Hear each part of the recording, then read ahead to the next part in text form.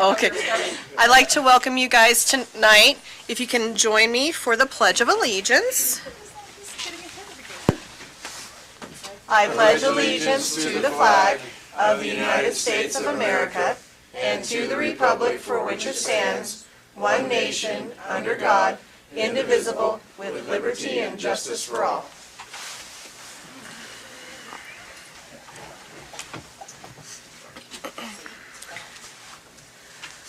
Okay, our first item is to approve. I'm just trying to move it, sorry.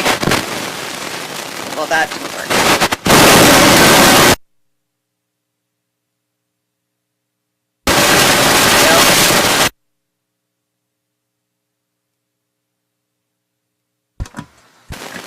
Okay, I won't touch it.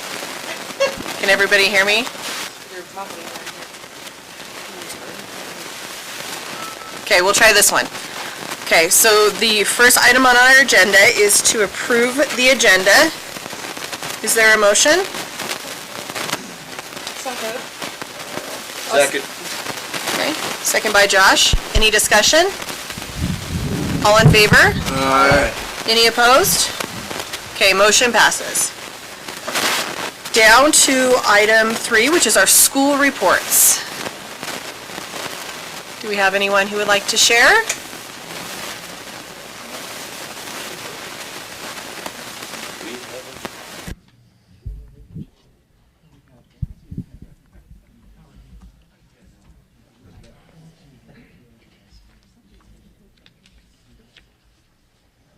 Turn it on, Terry.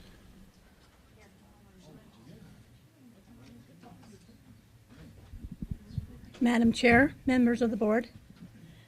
Is it on? I can't tell.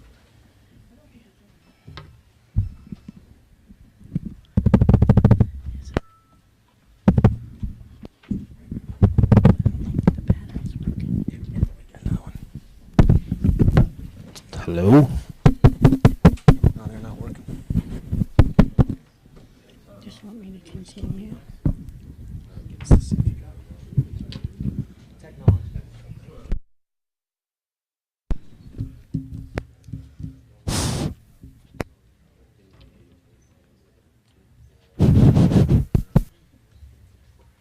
Nothing? Are you guys' mics working? I can hear fuzz. I can hear fuzz on me. I can hear Josh. Madam Chair, members of the board, I just wanted to come before you and say that I feel school lunch is doing great this year. We're having a good year.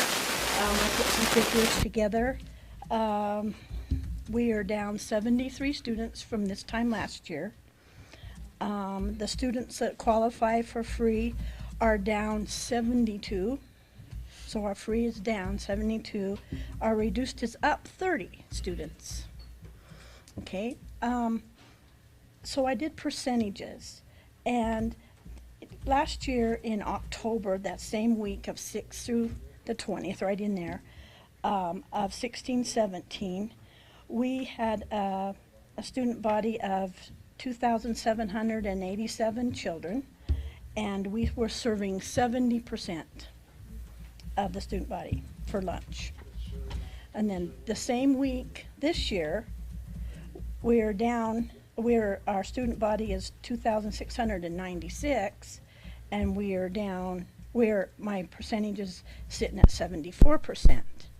So with our increase of our school lunch prices, but yet our student body is down, we are serving more than last year.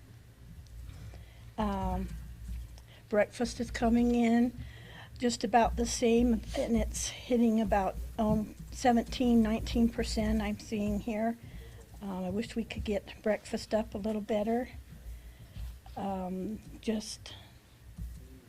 Let's see, it was October the 23rd through now, the 3rd, should I say.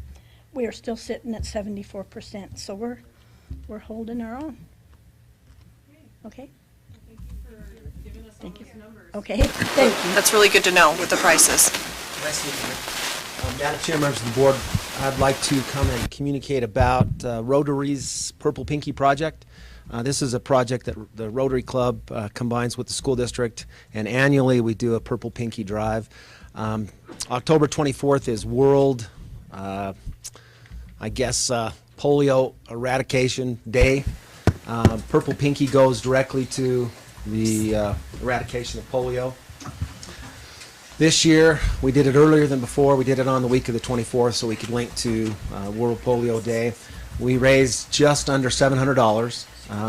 That's 700 pinkies painted purple in all of our schools. What's really impressive is that does represent one dose of polio vaccine, so that basically saves one life. With the Rotary donation of $700, Bill and Melinda Gates will match that. So our little school district saved 1,400 lives in one little week, and so I just want to let you know that was really impressive. Our school's doing that. It's a fun project to see those little kids with the purple pinkies. So thank you. Thank you.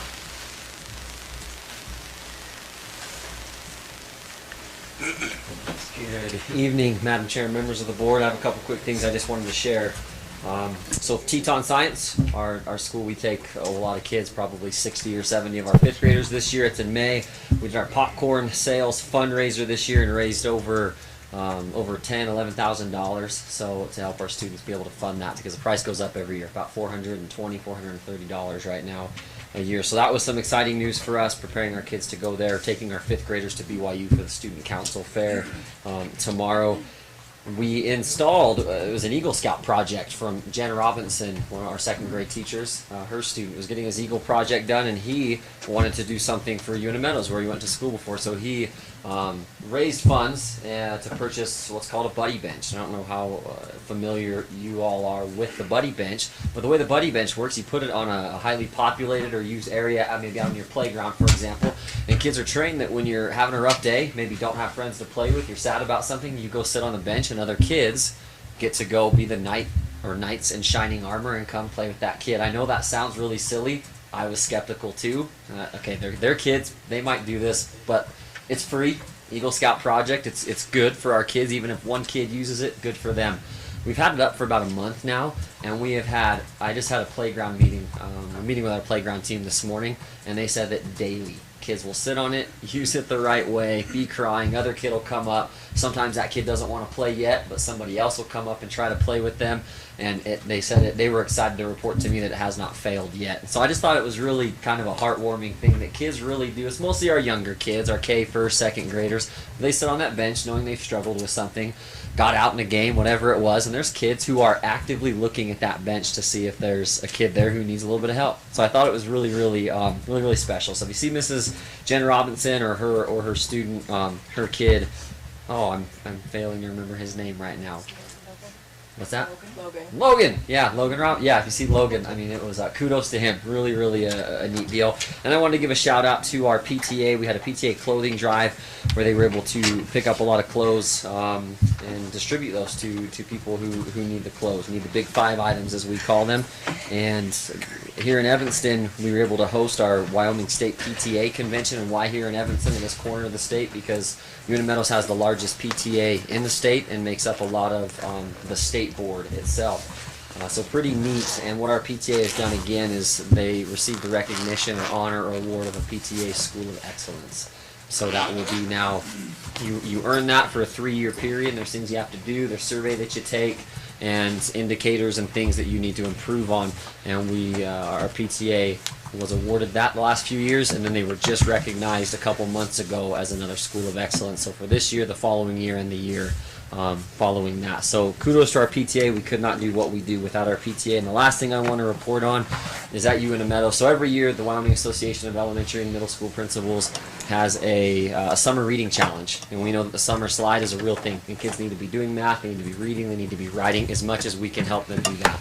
So Mrs. Becky Symes, our literacy coach, does a phenomenal job and a gigantic reading kickoff the summer and May celebration. Parents come in, we give a book to every single student, we give them a reading calendar, and we tell them if they read this many minutes, depending on the base, there's 1, 2, and 3 levels, that they'll be welcome to certain parties when they come back to the school year. And so we got wrapped up all those parties in the last month or so, but then we turn in all of our minutes to the state. And yes, we have a large school, but they break it down by the number of students in your school. So it's a per capita average of minutes read over the summer. And for 3 years now in a row, UNM Meadows has read, on average, more minutes than anybody else in the state in our category. So kudos again to Becky Symes and to our kids for really taking on that summer reading challenge.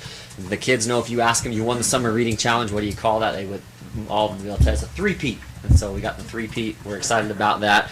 Kids are pretty excited. So we have the plaques to show that. It was a pretty cool deal. That's it. Just want to leave a couple things with you. Thank you. Thank you for sharing.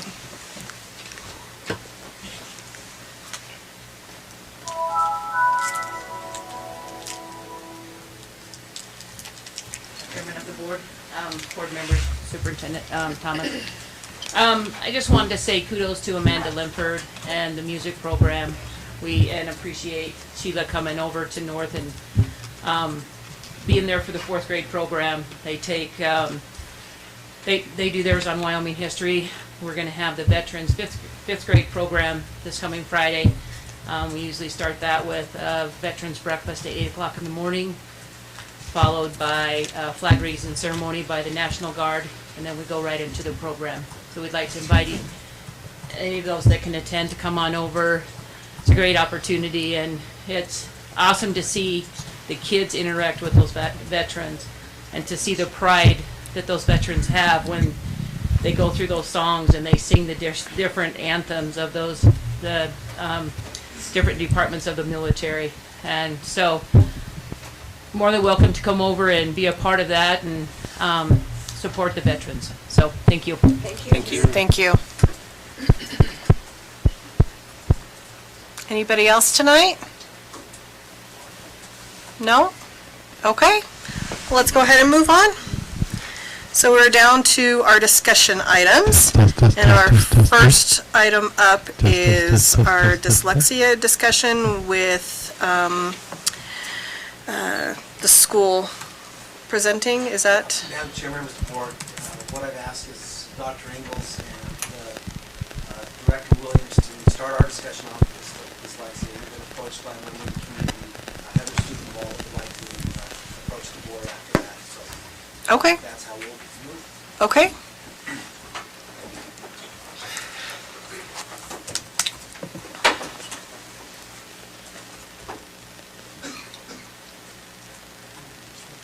It automatically turns on. It's kind of a bloody system, whether you want it to or not.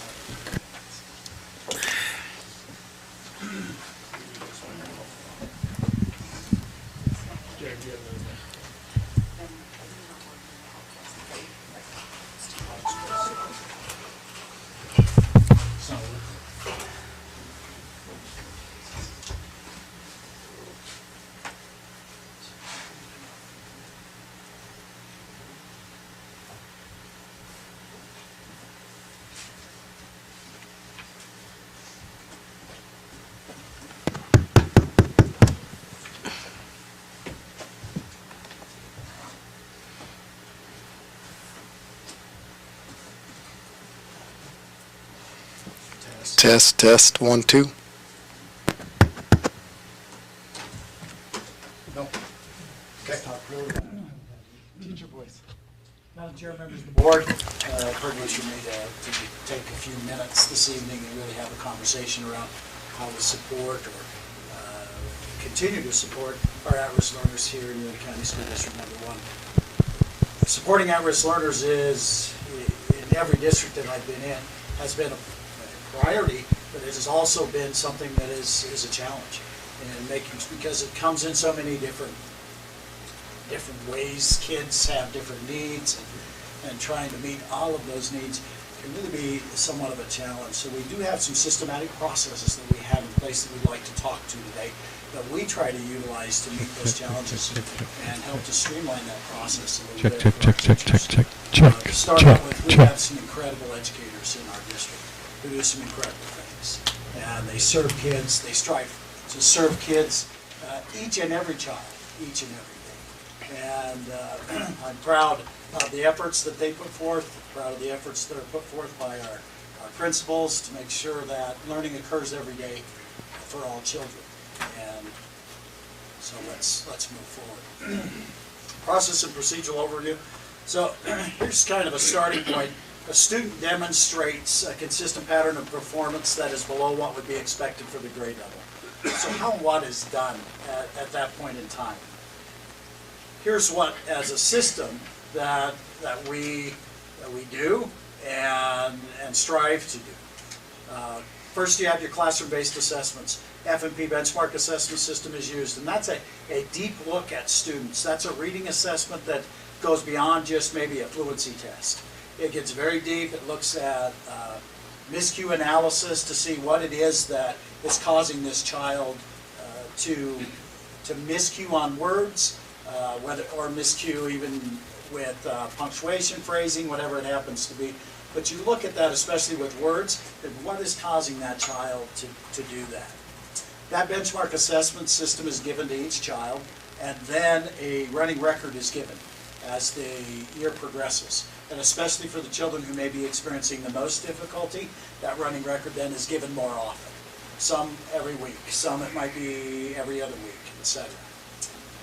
As well in math, we have the intermodule assessments for mathematics.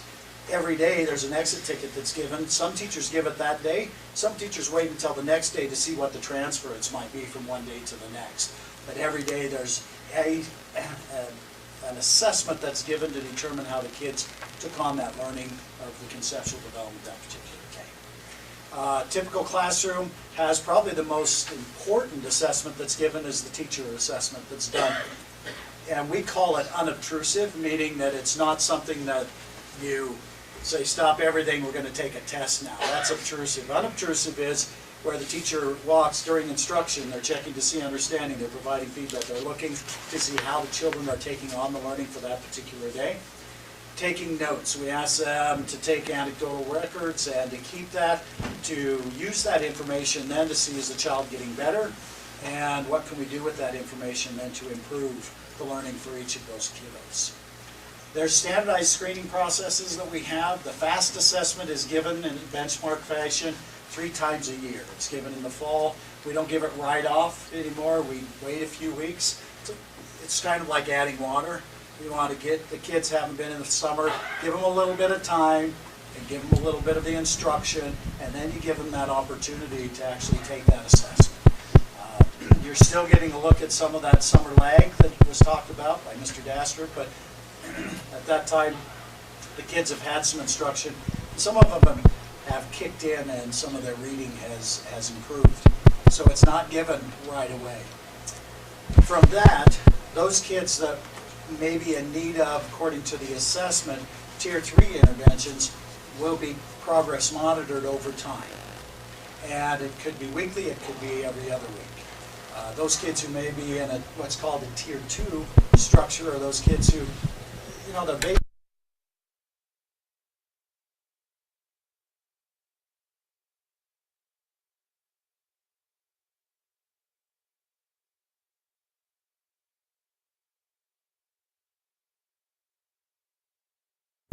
make sure you're doing the teacher check to make sure that they're not slipping back either, and those are your kids who are just receiving that Tier 1.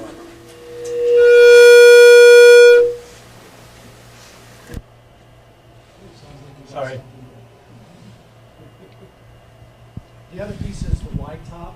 White top is brand new this year. And it's so new that, and the assessment and the way that they assess is different than thank you very much, is different than we've assessed in the past. In that what you have is an interim assessment that's given, and we are in the middle of that or towards the end of that assessment now. So what it is it gives you a smaller sampling of what's going to be expected on the summative test. You might ask, Well, how do they decide what goes on the Y-top? The Y-top is developed and designed based upon the state standards. So the state of Wyoming, when you go online, you can see the state standards. The state of Wyoming has said these are our standards that will be taught in every school. And here's the way that we're going to assess whether or not you're proficient at that. So we utilize that information to try to ensure that our students are able to meet the demands of the standards that are being set. Now, some people may say, well, you're just teaching to the test. Well, let me hit you with this question. If you have standards that are agreed upon as being important to know and to learn, and if those standards then are going to be assessed at the end of the year and you're going to be held accountable to that, is it problematic to teach to those standards? You're really not teaching to the test. What you're doing is teaching to the standards that the state of Wyoming has set. And so we utilize the assessment results then to say, how did those kids do with what was taught to them? Whereas before, sometimes it was, well, maybe we taught that, maybe we didn't teach that. I'm not really sure. How fair is that to kids? In fact, that to me is the most unfair assessment that you can give. Is let's just hope that this kid actually is successful at some point. We don't really know. We have an idea what that assessment's going to be. But you know what? It really doesn't matter. We shouldn't teach to that anyway. So there's controversy out there always with that whole piece. But if we're truly teaching to what the state of Wyoming has established as the assessments that we need and the benchmarks that we need to be teaching, this gives us an idea of how we're doing around. Is that the only thing that we teach? Absolutely not. Absolutely. Y-top is going to be one of those things that we watch over time. You can take a modular assessment, which looks at a specific standard, and it'll have about 3 or 4 questions that measure how a child is doing on that specific standard. But as I said, the interim assessment is a small look at what they're going to get on the summit. So we can look Test 1 2. Test 1. 1 2 test. Test 1 2 1 2 test 1 1 1 test. Test. and it'll even drill down to the actual question that the students took, their response on that question, and how Test 1 2 1 2 test. so we can have an idea. Test 1 2 1 2. So it's become a tool that we're using. We're still getting used to it. We're still trying to figure it out and provide training and opportunities for our teachers. But it's also new that even the state is saying, we're going to continue. Test 1 2 1 2 test 1 2 1 2 test 1 2 test.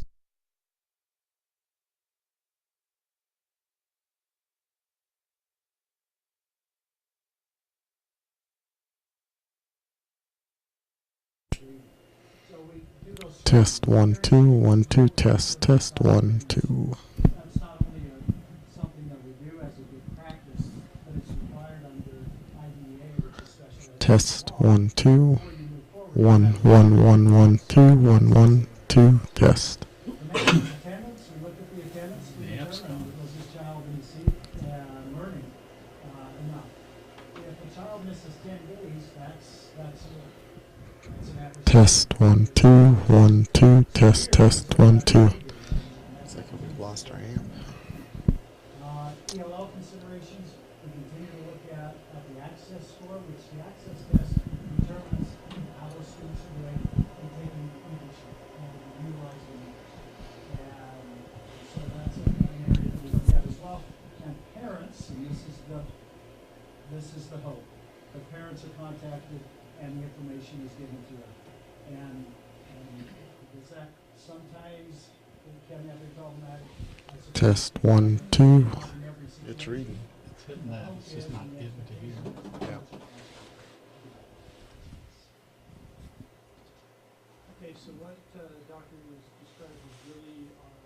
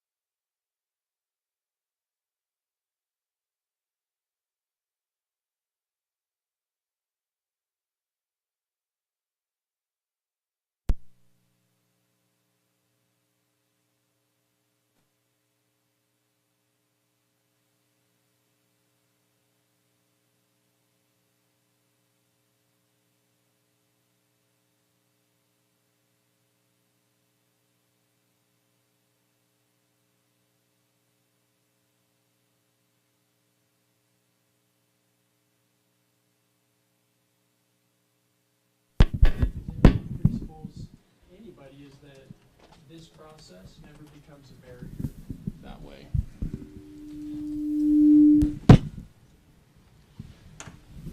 Never becomes a barrier. And so, in the spirit of that, currently we are reviewing our SST process. It is never a bad idea to review, especially review with those that will be using it most, to find out what its strengths and weaknesses are. Okay, and so as we've approached this, we've had conversations with our principals. Furthermore, we're going to have ongoing conversation. Well, we're going to begin conversations specifically with our general education teachers, and to get their perspective. They're the users of these SST forms, to determine what interventions are necessary and then how to effectively implement. And so the conversation will begin on November 21st. That's our upcoming PD time, to really get their input, to see what needs to be done to this process, to enhance it, to simplify it, and to make sure that it's a user-friendly approach to providing interventions to students. Beyond that, if the team determines that more help is needed, then we go that route, and then we start looking at different avenues, which special education could be one of those. Thanks. One of the things that the state is in transition right now is what to utilize as what they call a pre-screener for dyslexia. And statutory language says that we'll have something in place that we utilize to do that pre-screening piece. We've had the FAST in place. The state was asking for the NWA results that were from the previous year to determine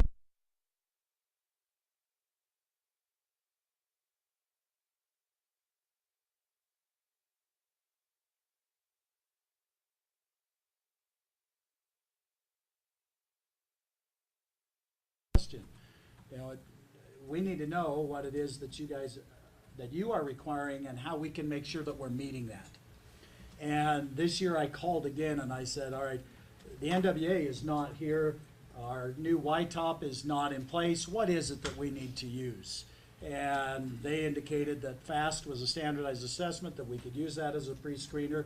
And again, what is a pre-screener? Well, it screens students who are showing that they're having difficulties. From there, then, we need to kick into our SST process. We truly need to. And ask ourselves, this kid's struggling. Why is it that we're not doing more? And that's a great question. We should be doing more. And so, again, it just points that out. It's not designed to say this is indeed a student who is struggling with dyslexia, but it does give us an indicator, at least to start that process and start looking at it. Dr. Abels, is there a specific test that tests for dyslexia? That's a great question, and I'll let Mr. Williams answer that, since that's kind of his realm. So let me get to that, and I'm going to be very brief, but please ask whatever questions you'd like that way. As it is right now, that as far as a learning disability, to qualify for special education, there isn't necessarily a dyslexia category for a disability, a learning disability category, but it does definitely fall under the area of a specific learning disability in reading. And as I've read and researched through various letters, dear colleague letters from the Department of Education on the federal level, that dyslexia, the term dyslexia, or the notion of dyslexia should not be shied away from, and I believe that as well. And so, in response to your question, yeah, we have various tests that students can participate in to help. I mean, nothing is ever perfect, but to help determine the components of dyslexia, and then to give intervention suggestions. The one I'm referring to that one of them is the FAR, the Pfeiffer Assessment of Reading. I believe that's what it is, but it's the FAR assessment. So yeah, we do have an assessment. There's a couple other minor ones that we do use as well to do that. The FAR being the specific one for dyslexia. Can it be used better? I think so. Can the teams understand that its capacity to understand dyslexia and the components of it? Yep, for sure. We've been able to have amazing conversations with our school psych teams and our consulting teachers, who are our case managers in every building for special education, on when to use this, when it's appropriate to use it, the information to gather from it, and then how to use those interventions that it can specifically give. And I guess, in closing for my part, I never want to say, well, we're not perfect. I mean, that's a silly cliche, and I don't think we ought to go there. So where I'm going to go with that is we have opportunity to grow, to get better. I recognize that, and I'm on board. And I believe my staff is all hands on deck as well, to have more capacity in this arena. It is, although it's not a specific disability category, it's very real. It needs to be taken very seriously, and I think we have the tools and the staff in place to address that to the best of our ability.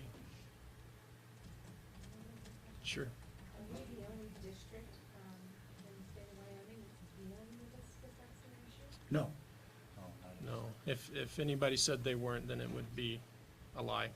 The original law was came out of some concerned parents in Grable, actually, and that then became something that was carried forward to the legislature, and it is a concern, and we're not the only district dealing with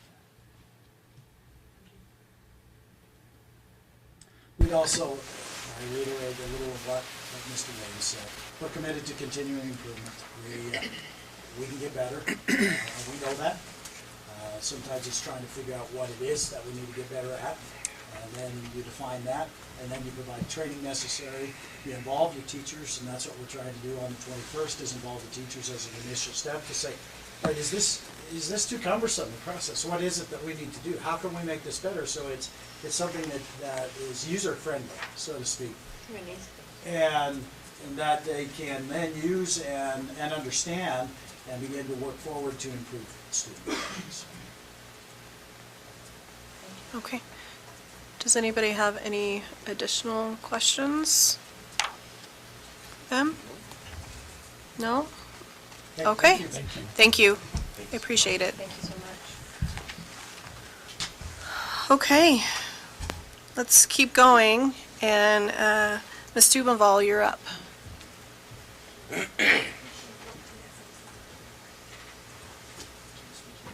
Okay.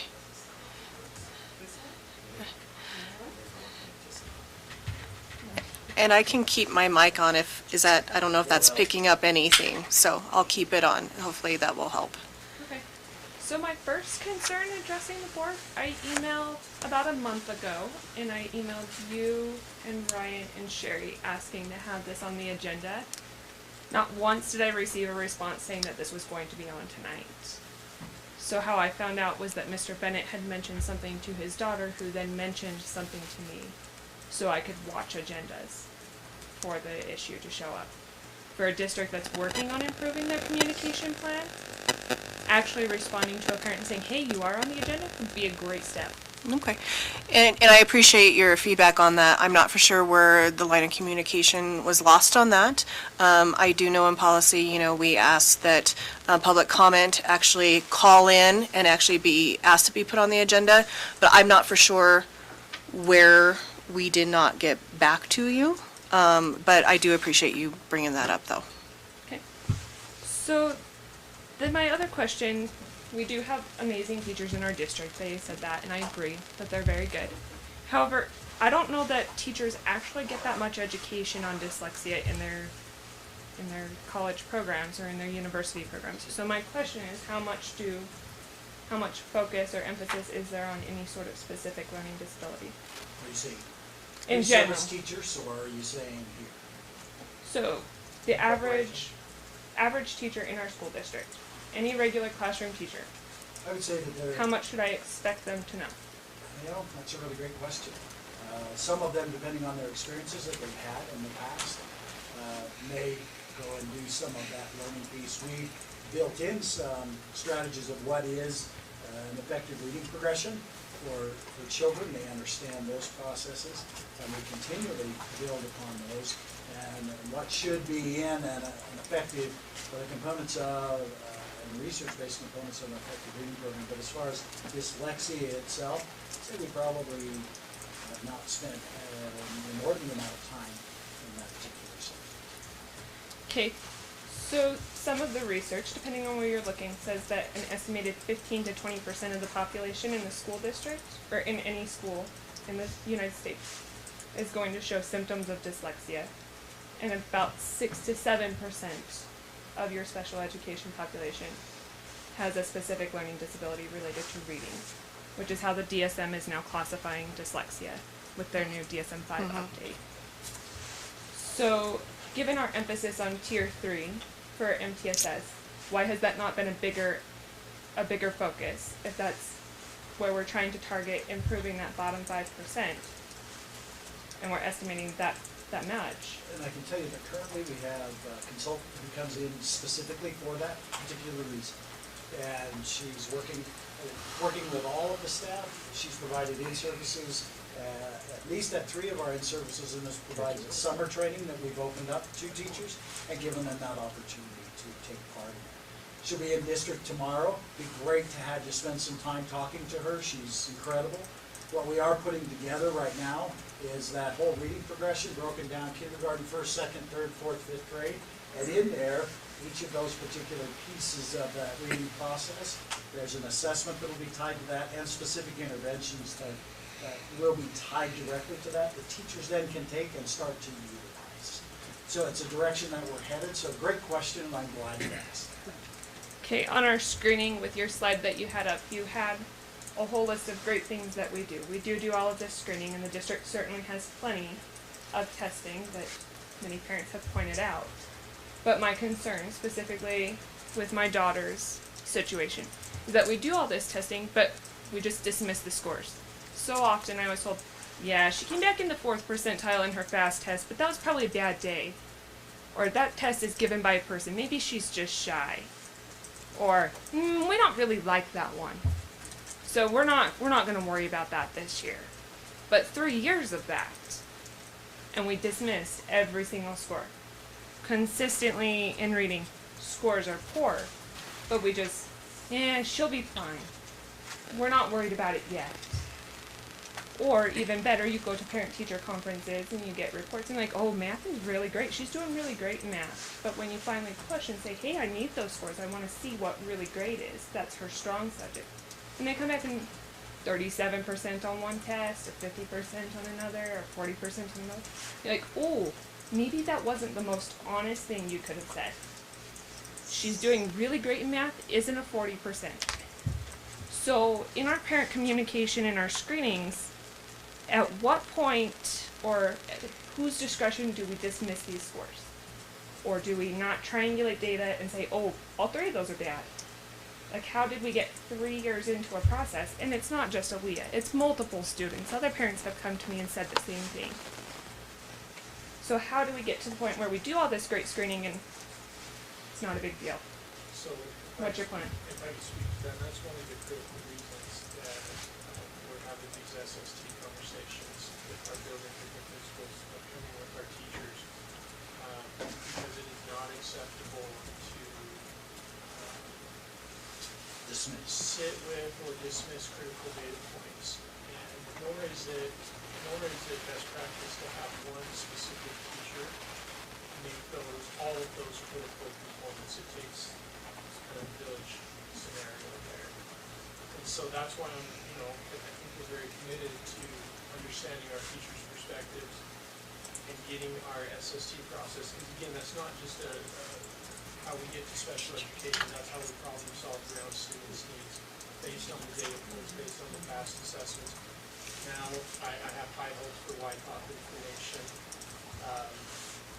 All those informal assessments that take place on any given day, on any given classroom, to really have a team that you can go to and say, let's talk through this, help me out here, what does this really mean, where are the interventions, what do these interventions mean, and how do we proceed forward with that. So that's how we're moving forward with that. Okay, is this SST plan a new plan this year? Because I never heard of an SST, a team, I never met. It's a pre-referral process, and you're required to have it, and it is a general ed function, as was mentioned here. The SST process has been alive and well in our district for a number of years, At what point should parents be involved in that then? from the beginning. As soon as a child that there is shown that there's a difficulty or a challenge, the parents should be communicated with immediately. And at that point in time, if the decision is to take that to what we commonly refer to as the student support team, then at that point in time, the parent needs to be communicated with, and I would suggest even invited to attend that particular meeting. So just my personal perspective, there's room for improvement in that. Absolutely, which is the 21st and the reason why we're moving forward with that. Thank you. Okay.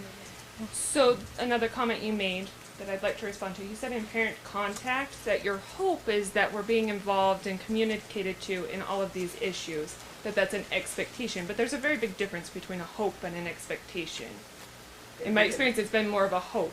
We can all set expectations, and even with our children, and we hope that they meet those expectations. Certainly. Is that correct? Certainly, yeah. If the hope is that there's still the expectation. Absolutely. I can't be in every classroom and every teacher and every parent discussion. However, we can set an expectation, and again, hope that that expectation is being met. Okay. My last comment, you said that there's been a little bit of controversy and parents have kind of made a few comments about teaching to the test. So I did see a post on Facebook by a friend, and I did see some of that controversy the other day. And you yourself, and I've heard Ryan in previous board meetings acknowledge, we do teach to the test. And parents have certainly said, you know, there are 9 core subject areas. We want all 9 subject areas taught to, and certainly if you're going to test to all 9, great. But I think that particular parent's concern was in, it can't just be, like it can't be teaching to the test in the absence of other important childhood functions or childhood social development and whatnot, that we can't be pushing these students to perform exactly the way we want on a test at the cost of something else equally important. And I think I made that comment as a follow-up to my initial comment when I said, it's not the only thing we teach. Right, and so then in that, if that's not the only thing we teach, I don't think that it's that controversial. I think we're okay with having standards, what we expect to be taught, making sure that that's actually happening, as long as we're also not just addressing those. Right. And the controversy is not a controversy here at a local level, it's a national controversy. It's a controversy all over the country. I could pull up an internet site and say teaching to the test, and I could get 1,000 different responses to that. It's a national and international controversy that's going on currently. Okay. Do you guys have any questions before? Any questions? I do. Can you put your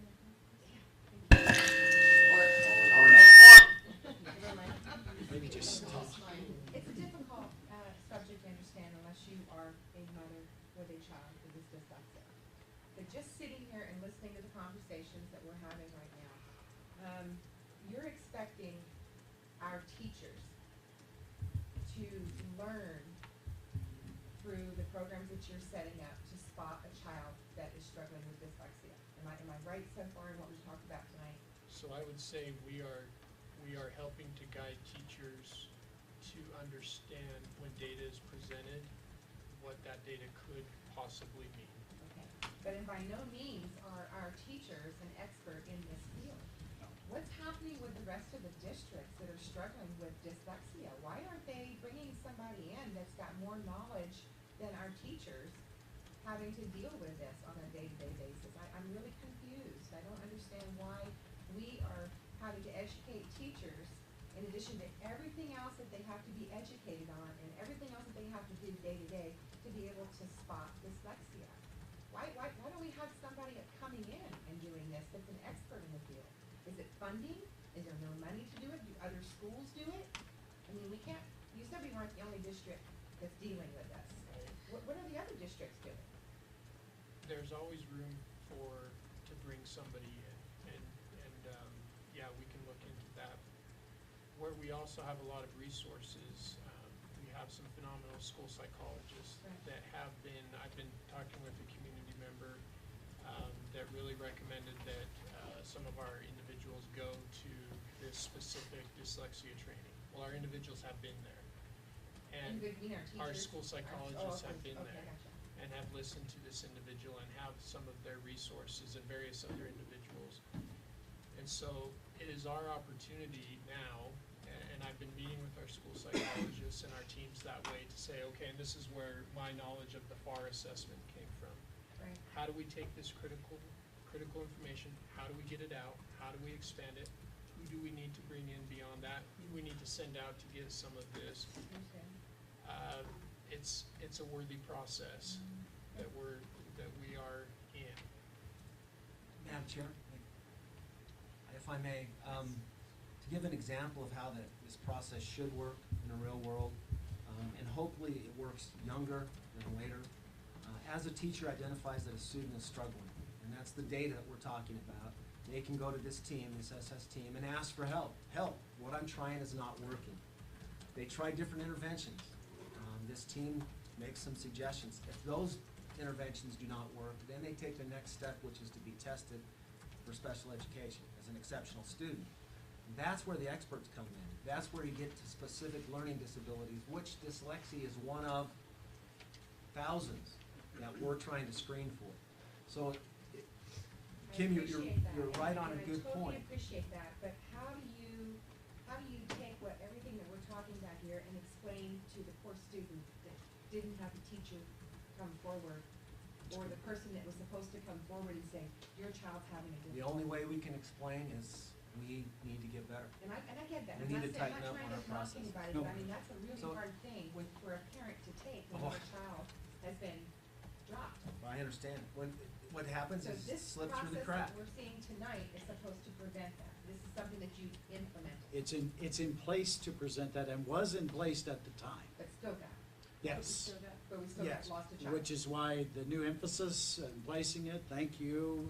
A lot of that came from conversations that we have had in trying to say, again, you set expectations, again, you hope that that is being implemented. Again, we're coming back to that and retraining and going to each one of the staffs, myself, Mr. Williams, Bart Lyman, at the next PD, will go to each one of the staffs and spend some time talking about this, making sure we understand what this process is about, making sure what the expectation is, that this actually is occurring and that it's happening. I don't think there's one of us here that just are not heartbroken over your situation, and I would truly hope that you would give us another chance. Because If there have been I lot of see a people that we plan. deal with that have come to us and are heartbroken over your child being dropped the way that she was dropped. Thank So you. I would like for you to give us another opportunity to be good for her. If I see an IEP plan that I feel like could do that, I would be more than happy to put her back in this school district. But at this point, I need to see an IEP that I think can accomplish that. It's your child, I get it. Yeah. Heather, I'd like to echo what Mrs. Bateman is talking about, because I think it's like anything. You have to send up the flares, what's not working for you, and our people will put forth the effort to make an effort to make it better.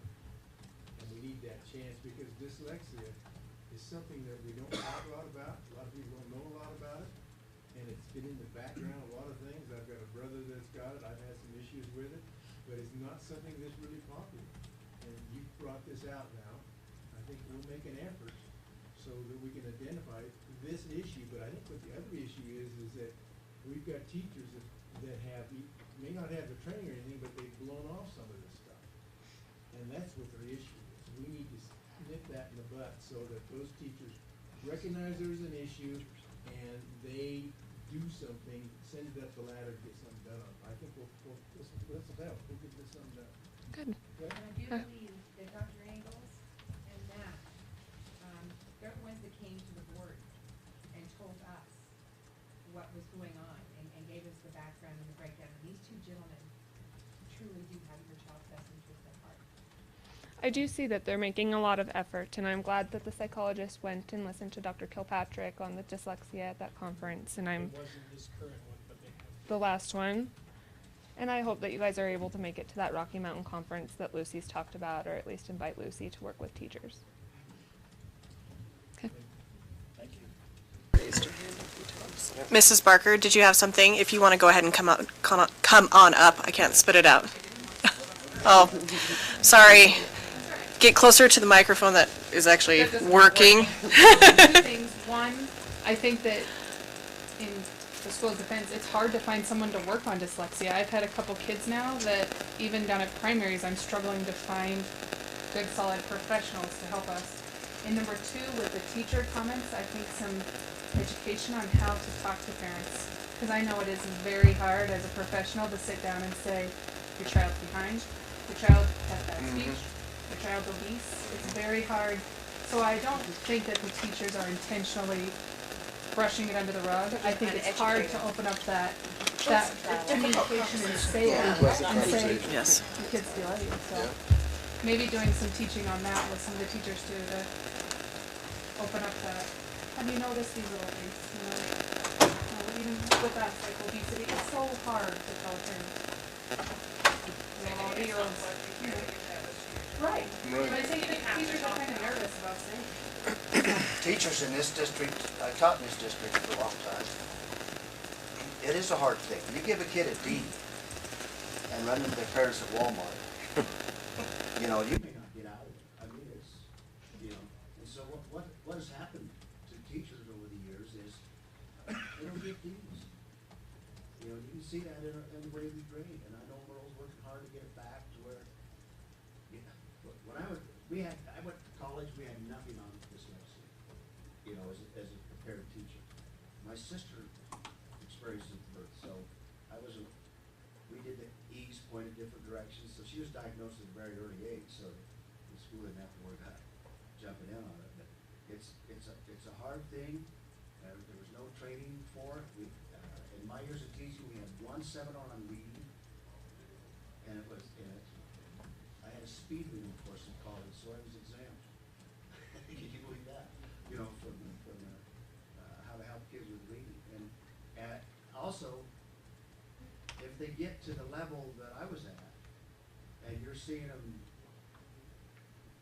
AE rotators and all that kind of stuff, and you're not assessing everything that you do, you know, they might be in your class for a month before you realize that there's even a reading issue. You know, 2 tests or something before you understand it. So teachers have a tough road with that.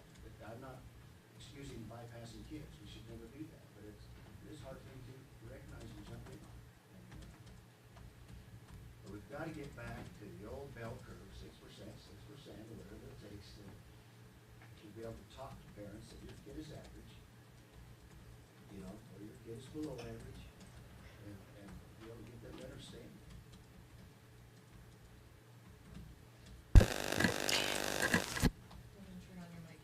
Try it. Hey. Hello? So I saw a cartoon not terribly long ago, and it showed a picture of how it used to be, and the parent was talking to the teacher, and the kid was over biting his nails, you know. Then it said how it is now, and the parent and the student were talking, and the teacher's over there biting his nails, you know. And I think that is really true in this day and age. We need the community to be more understanding. This idea of public roasting on Facebook, or, you know, the attacks on our teachers, there's no wonder they're scared to say, hey, your child has a problem.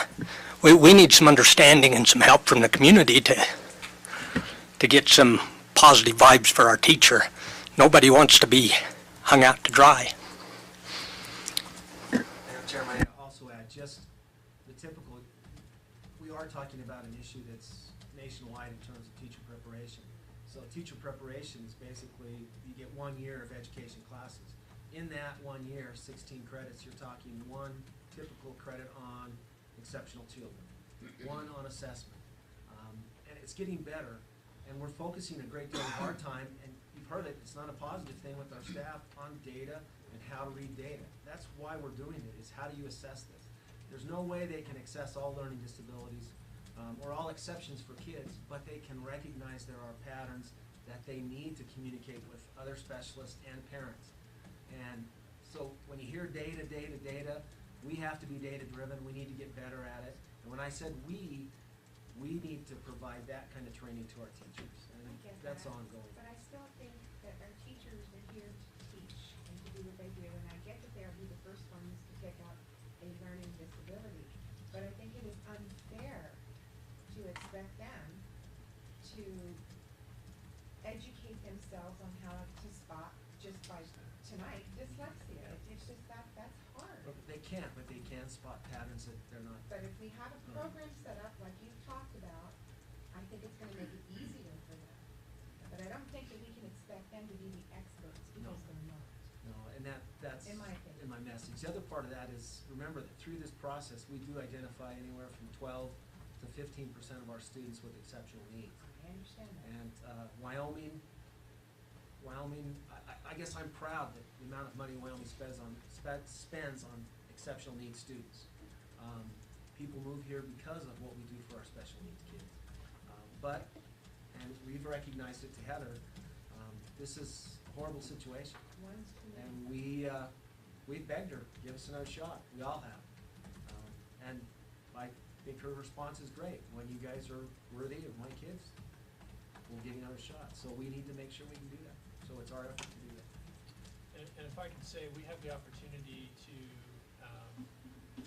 work with all of our teachers, resource teachers, general education teachers, to change a culture of how we approach the SST process.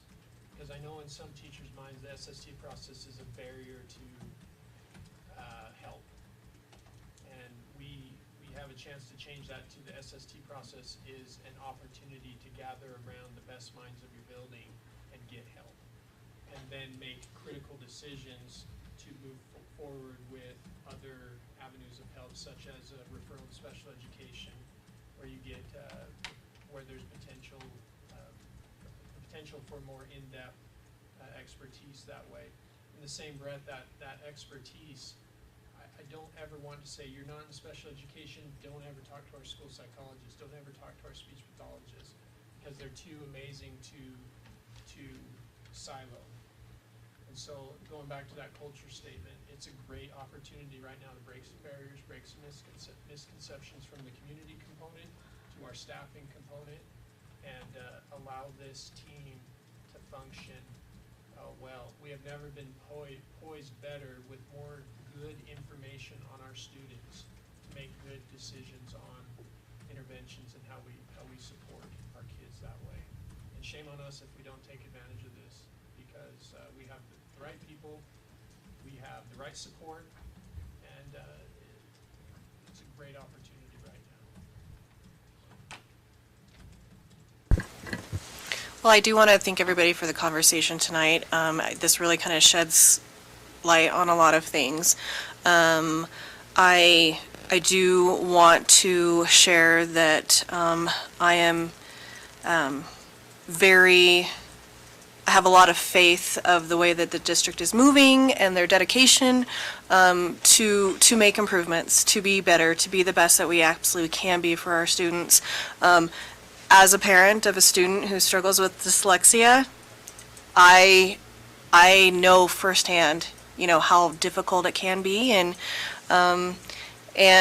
I will say that I have complete faith in everybody in this room and everybody that's teaching, from my personal experience, that that everybody's intentions are in the right spot. So I want to thank everybody. Anything else? Okay, let's go ahead and move on to our next item, okay? I'm going to grab this just in case it works. For a minute? Well, apparently what I've heard is the speakers in this room's, whatever. Elevator closet? Yeah. Potentially. So it's still working with the link. It is? Okay. That's what I heard. So Okay. Okay. Well, let's go ahead and move on to our next discussion item, which is our insurance agent renewal. Madam Chair, members of the board, in your packet, you will see the last renewal of our insurance agent, Dan Hoffman. You'll notice that his contract actually ran out last year. What we try to do is every 3 years to kind of update. You've seen that with our recently with our athletic trainer. Mr. Hoffman has worked for the district for as long as I can remember. He's been an agent. He's probably one of the best things we have with our insurance program and used by the bulk of our individuals because of his direct connection to our insurance. So he's very well liked. What I'm getting to is we would like to extend another 3-year contract to Mr. Hoffman. If you notice on the list, basically what we've offered him in the past is exactly the same thing in terms of a percentage that we offer our teachers, roughly 2% or $750 a year increase. So this is not for approval tonight, but what I would like to do at the next board meeting is bring a 3-year contract, probably have Jeff do some work. We don't really have a contract, but come up with a contract for Mr. Hoffman with the built-in increases that you see. We've tried to provide the step for our teachers annually. If we provide a step for our teachers, it would be the same for this agent. The only other caveat to that is you've probably heard that the state right now is considering forcing all school districts to go with their insurance. If that's the case, we wouldn't have an agent. So this contract has to have a escape clause. I don't know what else it's caused. And Mr. Hoffman's aware of that. If the state requires us to drop our insurance and go with theirs, it'd be a tragedy, first of all, but that would be, we wouldn't need an agent. So just kind of put everything on the table. So this is for your information. It'll come to you at the next meeting for approval. Yeah. So Kay and I went to some breakfast. Is that a long time ago at the hospital, like months ago? And I don't remember if you were there during this conversation, but the CEO asked, kind of posed the idea of doing the direct contract with the local services to save money as far as the district goes and people using it in the district. I was just curious if that was ever looked into. He said that he had talked to you about it. Yeah. I'm just curious about it. That's perfect. One of the reasons why we want to get Dan for another 3 years is we'd like to go out to bid for our health insurance this year. Dan will walk us through that, prepare the RFP, and that's what I told the director of the hospital is when that goes out, we'll make sure he gets a copy, and they'll just have to bid like the other insurance companies for that service. We'll have an insurance committee that goes through those bids, and right now it would probably be the state's insurance. Blue Cross Blue Shield has applied in the past.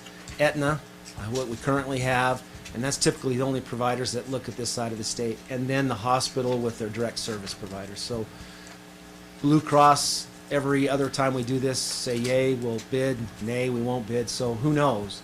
The scary thing about going out to bid is if you do go with the lowest bidder and the next year they skyrocket their rates. And we've been pretty fortunate. But anyway, that's why I really want to move forward with Dan, is so he can work us through this process of going out to bid. The timeline to that would be March, April. How we've done it in the past is they actually come, the insurance companies, and meet with the insurance committee, make a proposal, then the insurance committee has made the decision in the past. Okay, thanks. Any other questions? Does this go out to bid at all? It has in the past, but I can tell you with our experience with Mr. Hoffman, the staff basically demand to have him. They don't care what insurance carrier we have, but they want to make sure we keep the Hoffman insurance agent. So if you do go out to bid, then does that go to the staff to kind of decide what they would like to do? Because I also sat in on one of the breakfasts for the hospital. I think Jamie was there with me. My only concern would be with that is that if you go with that one, then you have to use the hospital for all of your services, and there may be, well, and that's, you know, again, that's what the employees that insurance don't wanna committee do looks at. Of course, they look at cost, but they look at offerings. That's what's scary about going with the state, is we lose the Wasatch Front, and the majority of our employees use the Wasatch Front. If you look at what the state provides us for health insurance, we probably spend about 4% over that but it's our choice. We choose to spend a little more because it's a benefit for our employees. We spend a little bit more so they can use the Wasatch Front and the local providers. They're all in network. I guess no one likes the idea of being forced either way. So it may not matter. We may not have to go out to bid. If the legislature say you are going with the state's insurance, we won't go out to bid. We'll be stuck with their insurance, which limits us probably to Wyoming. So when will you know that, Ryan? That's a great question. Legislative session, actually Tuesday, the Joint Education Committee will talk about it. I'm going to have John go in our stead and work his magic with, we want, pay us whatever money you pay us, let us do our own thing, local control. Right. Right. And I agree with that. that's, so we'll look at all comers. Again, I'm worried that we may not get any comers because that's happened in the past. So I'm pretty sure Aetna, they've said that they would rebid Altius, Aetna's. And like I said, I'm hoping we could get the hospital to bid and look at their package. But I'm sure the hospital will. They will. They will, because they've been pretty. Yeah, and that's, I guess, my concern is that I want to make sure that by hiring Mr. Hoffman as a consultant for the district to manage our programs, that we are not predisposing ourselves to a particular insurance company to provide the insurance that would then seem like the bidding process was unfair. I want to be able to have him as a consultant without being tied to particular insurance, and that we really are going to look for what's best for the district. Well, that's what's nice. In the past, we've had United.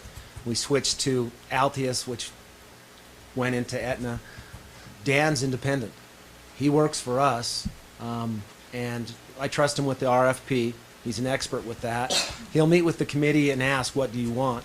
And I can tell you one of the first things they'll want is flexibility to use doctors outside of our community. So we'll just have to make sure that that's not a stipulation that knocks somebody out, especially the local individual. Well, if they come back and it is a school district thing and they make you go there, hopefully they'll have different tiers, different plans that they'll be able to go to that'll give them a little bit more flexibility of going outside of the state of Wyoming if they have to. And I don't know all the ins and outs, but right now, anything outside of Wyoming would be an out-of-network provider. You can still go, but instead of a 80-20 split where you pay 20 and insurance pays 80, it's usually a 60-40. So you can go for 20% more, so it just costs you more. Their max out-of-pocket is nowhere to what our insurance is. It's just not the same. But we pay a little bit more for it, and we like it, so. At least our employees. Are you going to have any input from us in terms of what that RFP contains, in terms of options and supplements and possibly HSAs and some other things like that to save us money? Yeah, we'll actually bring it to you guys first, probably before we put it out. Any other questions on the insurance agent information? Okay, let's go ahead and move on to our next item, which is the Wyoming School Board Association Conference Update. Madam Chair, members of the board, first of all, there's really two prongs to this. I'd like to encourage at least one more attendee if we could. Cassie is going, so she's our delegate. We can send 2 delegates to the delegate assembly. That's on Wednesday. Just a little bit of enticement. The keynote speaker this year is the teacher that has been recognized on, I'm going to forget she made, it's a movie. Patriot Writers? Yeah, what is it? The Patriot Writers? Yeah. Was that what, that's is that what it close. was? Yeah. Freedom Writers. Freedom Writers, there you go. It was close. Yeah, and that's, the teacher is the keynote speaker. Some of us went to a conference, and one of the students in the Freedom Riders was the speaker, and it was amazing. And I heard she's even better. So this is a big wig presenter at a pretty small Wyoming School Board's conference, so it may be worth it for you to attend. Anybody? But anyway, so the other thing that I've actually got What's to be that? in St. George for work that day. Casper, St. George. They're sixes. I have to, What's the unfortunately, date? I have to do a presentation. It's Wednesday through Wednesday Friday. through Friday. So we usually Yes. leave Wednesday early in the morning, and we'll come back Friday afternoon. Be home by dinner-ish. Yeah. 15th to 17th. And we have a wonderful hotel room suite for you at the come on in. Yes. To come on in, is Yeah. that what you said? Yeah. Mm-hmm. So you can step out in the foyer and it'd be just like St. George. I wish I could. I wish I could. Unfortunately, I got committed by my boss, and I can't really back out. 15th to 17th. So think about it. The other thing that we do tonight is we review the resolutions that are on the board, so Cassie and whoever else is the other delegate knows which ways to vote. Hopefully you've had a chance to look at these, so I don't have to read them all, because that would take long. So you guys, I think you have this in your packet. Yes. You notice that there are only 1, 2, 3, 4, 5, 6, 7, 8 resolutions this year. Usually there's 3 times that. Mm-hmm. Of those resolutions, one of ours has been affirmed and one of ours has been tabled. And that's really why I want someone else to go, is because the reason why it was tabled is they don't understand, and I'll get to that, okay? So should we just go through these and...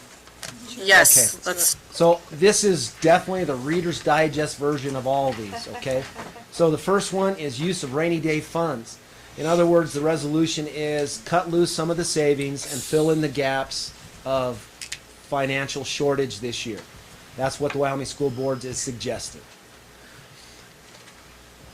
Do you guys want to just affirm or deny on each one of these, or how do you want to Yeah. do it? Affirm and deny. Yeah, affirm. And- I'm taking notes. Okay. So, Any deniers? any denies on this one? Okay. No. Never Okay. pass up money.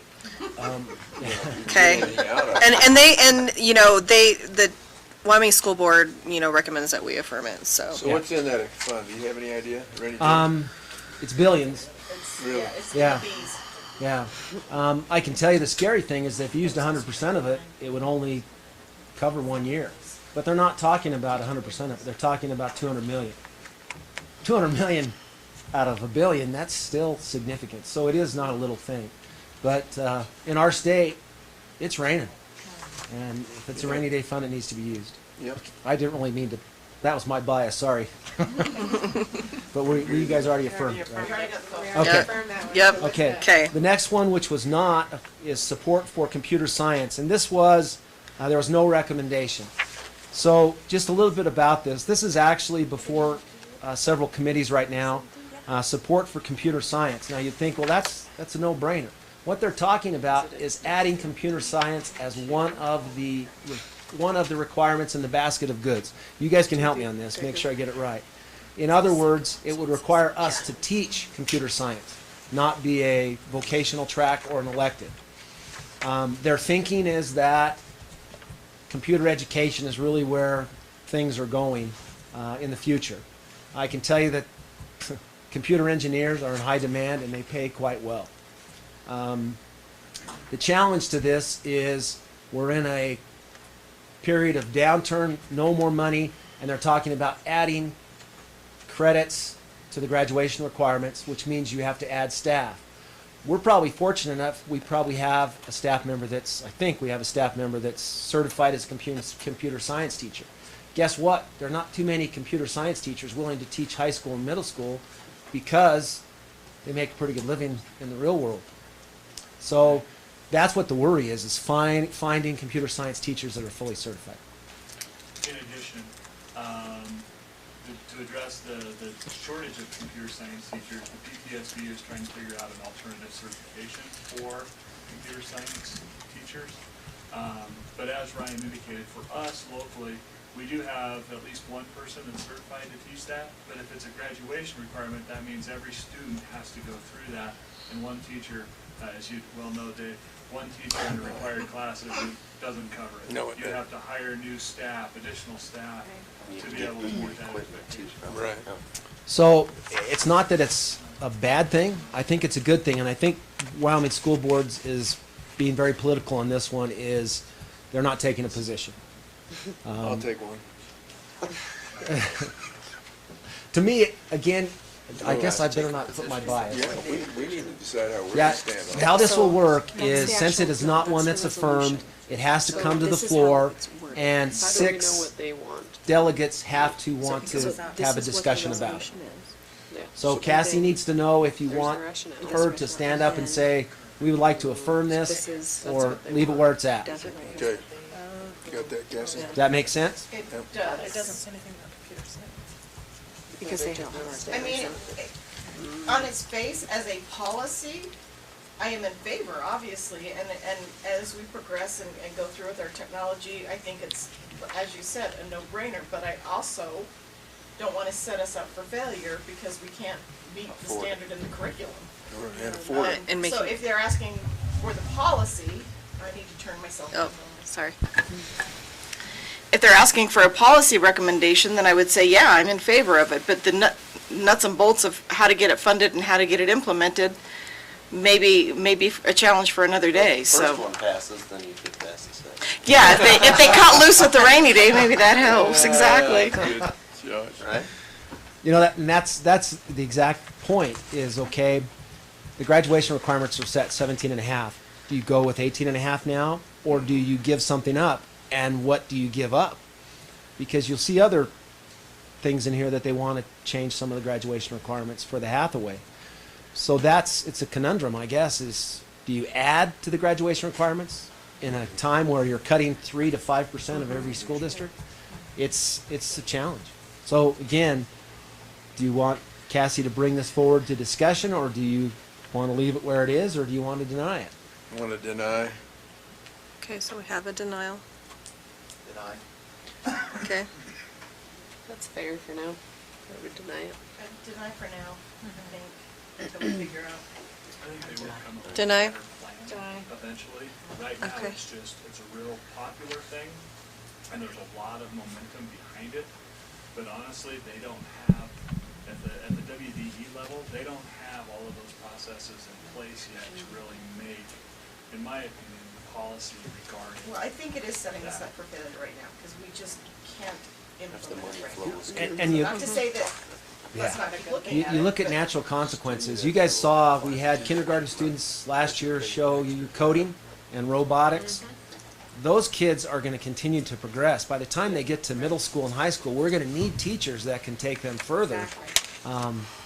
But it would be nice if we, again, weren't forced and we could have some flexibility in certification. Right. So, Okay, so Okay. I have a denial on that one. okay. Dropout age. This one comes up, I think, every year. And what it is to take the compulsory attendance age to 18. It's now 16. This was brought forward by Sheridan County School District number 2. So the best out there is saying we want to keep kids longer. I know Mr. Bennett's position on It was this. knocked down last year, right? No. It has been. Right, so the same thing was knocked down last year, and Sheridan's bringing it back again, basically. Well, so are we with ours. So yeah. So affirm, right? No, Well, I deny. I want to affirm, but Dave wants to deny, Yeah. so we're. Well, Let me we say can, Has a different point for it. yes. My reasoning on this is, after 16, if those kids haven't engaged enough in education and want to stay there, then we don't need those kids in our schools to affect those other kids that are trying to get to that point. I I'm think gonna they're young disagree. adults. That shouldn't be an issue. I would say they would want to stay. I would disagree with you, Dave. Okay. As a mother of a student who has struggled, but has now at 17 re-engaged and really wants to be in school. So I don't think hope is lost at 16, No, I and don't- I would like to mandate. I would have hated had he been able to, at 16, drop out. I want him to stay in school because having pushed him and now having him re-engaged, I'm in favor of it. And I don't think that the argument that if they're not in by 16, it's done. I don't buy it because I've seen otherwise. I think it's given up, and I agree with you, Jamie. I'm not saying it's done. What I'm saying is that if you mandatory want all kids to be there till 18, then you have adults 18 years old in your school. You're going to have that anyway, but I don't see the big difference between 16 and 18 making that a mandatory attendance issue. As a parent, I do. Well, I've been there with all mine, so, Can- you know, I see where you're coming from, but Can I ask what the high school principals think? It's like, hello? There's one. Scott, what do you think? Compulsory attendance, Come on. age 18. Not on the spot. And he's the Mr. Bennett now. Off the record. Right. because you got to discipline those I don't kids. know, I mean, I agree with what's being said, there's a point of me that says if we force kids to be there, it's tough. Maybe we cut it to 17, I don't know. Because there's some kids at 16 that don't make the right decisions either. It's tough, so. I struggle with that decision, I don't know. I think 16 is too low, I don't know where you cut it off though, and I agree, I can't disagree with what David's saying. Yeah, we could live with 17, but that 18-year-old kid's an adult now. But In then your at that school. time, he would, You know, Make in their your own school. decisions, I guess. but then at that time, with But this, they David, could- remember back in the olden days when you weren't an adult until you were 19 in Wyoming? You know? I mean, you know, we've made some movement. And it wasn't that long ago, I shouldn't say olden days, but, but, you know, I mean, it was one of those things that you weren't able to be an adult until you were graduated from high school or 19. So I don't, you know, there's got to be something that says maybe you don't mandate at 18 until you graduate, or at 18 when you turn 18 you have the option because you're an adult. That doesn't force anybody there after 18, but it keeps them there until they're 18. So if a child graduates early, does this affect them? Like at 17, does this affect them? No. This is just the dropout. Yep. Okay. Okay. So let's go ahead, is there any further discussion on this? Let's go ahead and take a tally of who wants what. So we have Jamie. Affirm. Okay. Okay. I have no idea. So I'm going to put a question mark. I see Mr. Bennett's side. I've been there. Yeah. Yeah, I've been there. And if a kid wants to be done with school at age, we could say age 18. If he wants to be done, he's just going to miss 10 days in a row and be done for Be that done. year. And I don't know who enforces this. Mothers. Yeah. Not all of them. And that's I haven't really seen who that. you're providing this for is parents. That's, you're providing this for parents, not, It's another not leverage. the principals, the parents. Yeah. So I'm going to put you Yeah, I- as unknown. So what about you? Affirm. Okay. I think the kids that are having problems, parents don't anymore. I mean, I would probably say affirm. Okay. Affirm. Okay. And we have a denial. Mr. Mr. Bennett. Josh. I'm with Kay. I'm neutral on this one. Okay. You're What about you? Switzerland, right? What about you, Two Kirby? Switzerland. So my question is, similar to Kay's, I guess, or who enforces it? I mean, the truancy, the parents can actually be held criminally Yes. Educational neglect. Yes. responsible for. Yes. $25 fine. So you're gonna have more parents Mhm. in jail So- over this deal than we are. You know, I'm actually in favor of the kids being in school till 18. I am very much in favor of that. But I'm not in favor of imposing criminal penalties on parents of children that don't have any desire or, you know, creating. And- The penalties aren't on the children. Yeah.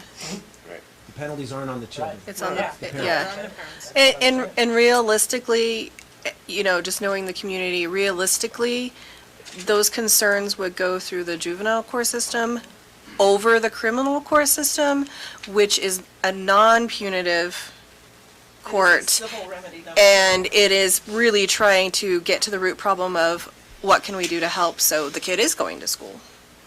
So in that case, then, that would allow yourself and the courts to set up some type of stipulations or Yes, whatever. yes. And those at-risk kids then may be subjected to more resources that they Yes. may not get. That's how the That would process be the is, ideal. yes, that's That would how be it's, the hope. yes, that's how it is, it's designed to work. Yes. So there would be probably an influx of that, but if we can help one student, more than one student actually succeed and graduate? I know the agencies in the community would love to help. I'm gonna be on the affirm side. On the affirm side?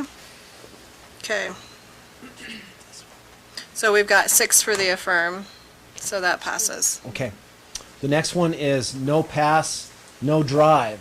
This is a creative solution to what you guys just struggled. This was denied by Wyoming school boards. The premise of this is if you're not in school, you cannot get a driver's license. No. Talk about taking decisions away. My word. Okay. So, what are you guys on this one? Are you asking in order again? No, I'm not asking. I'm just overall because His license taken away, and he's like, he told me, he says, what do they expect? It's not like you can just quit driving. He said. So I probably, from what I'm hearing, the comments are probably pretty unanimous. So, deny. Is that correct? Let's leave it in that list. Okay. Oh, So let me affirm this one. No. you have the right, No, Mr. Bennett. Definitely deny. Okay. Okay. The next one is pretty complicated. This is the Hathaway Success Curriculum, and this was affirmed by Wyoming school boards. The bottom line to this, if I just cut to the chase, is they're allowing some flexibility in the upper end of the Hathaway curriculum. Right now, you can help me guys, you have to take 2 years of a foreign language and then 2 years of another track. What they want to be able to do is allow you to take 3 years in a foreign language or 3 years in the other track. So it's allowing kids really to specialize and still qualify for the Hathaway curriculum. So they still have the same expectations, they still have the same GPA requirements and ACT requirements. It just provides flexibility. That's it. Right now you have to have 2 vocational to get the highest level of Hathaway. You have to have 2 courses in vocational and 2 in foreign language. And all that this does is says you can have 3 in one or the other. You still have to have 1 in each of the different elective areas, but this just allows you to I like do. this better. But you can still do 2 and 2 though. Yeah, put me down as a firm on You that. still could. But you still if can do wanted 2 to, and 2. but otherwise they Yes. would. Okay. Yeah. It doesn't tell you, it doesn't say you can't do anything. It just gives you the flexibility. It just says for those that don't want to choose between fine art and vocational, you don't have to anymore. You can. Have one of each. You still have to take a fine arts graduation requirement. Mm-hmm. I would affirm that. Okay. That way. Yeah. So what do you guys think? Affirm? I'm hearing affirm. Affirm. Okay. Affirm. Okay. Okay, the next one is definition of habitually truant. This is ours. Next is what? This is ours, habitually truant. We've tried, I think, 3 years in a row for this one. The Yes. bottom line, it changes statutory language that truancy doesn't have anything to do with unexcused absences. It has to do when academics is adversely affected by attendance. You think I'd be able to say that? It's a full moon. So the bottom line is 5 unexcused absences is problematic because we allow a parent to excuse anything. So this is when academics is affected because they're not coming to school. Could be 1, 2, 3, 4, 5 absences. It's usually 9, 18, that stuff. So hopefully since you guys have already affirmed this once, so you'd affirm it again. Yeah, we better. Ryan, this Yes. is, I've talked about this the 3 years that I've gone here, and the arguments that come across is there's a lot of schools that want to wait till 10 or 12 days. They feel 1 or 2 is not enough judgment to, to say students or. Yeah, well, and that's what I see this does is you don't have to do it at 5. Yeah, you can't get that across But though. you can't. And they always settle back on the 5. Yeah. Number 5. And it's hard to explain this, I guess. Yeah. I did ask Cassie if I could come in, but apparently they told me I couldn't. So, Oh. because I'll wait. So are we affirming? Is that what we're doing? Yes. I think so. Yes. So you can go to the next one. Yeah. The next one is the compulsory attendance. This is the opposite end. This is ours also. This is the opposite end of the 18. What we're trying to get at is right now 7 is required for compulsory attendance. Typically 7-year-olds are in their first grade year. But if they turn 7 at any time during their first grade year, that first grade year is not compulsory. So what we're running into is most of our first graders turn 7 in the middle of their first grade year. They don't have to come to school. There's no compulsory attendance requirement. We have no leverage using the courts to get these kids to school. So what this does is it changes the statutory language only to say, or in their first grade year. So a parent does not have to send them until they're 7, but if they send them to first grade, it's compulsory. Okay, got it. But it's so hard to explain. They don't get this one at all. This one? I can't think of an argument against this one. I'm just curious why they didn't. You better off putting a number on it? So pretty much it goes back to a parent's control, Why don't kind of we like do the that? 16 versus 18. This is, a parent has a control to Hold their not kid send their kids to school until they're 7. So, But they do still with And they this, do right? still. But because they we don't have to. See, that's They that's do the not have to argument. step foot into the classroom until they're 7 years of age. So let's change the And numbers. so So they can there's a actually start lot, first grade at there's a 7 and a half. lot of opportunity that's lost, and we have a lot of kids that start out so behind that it's hard to catch up. If you start first grade when you're 6, then you have to stay in first grade even if you're not 7 yet. Yes. And really what it gets to is the idea of developing a poor attendance pattern in first grade. Right now, we can do nothing if they turn 7 in the middle of their first grade year. We still do everything we can, I guess.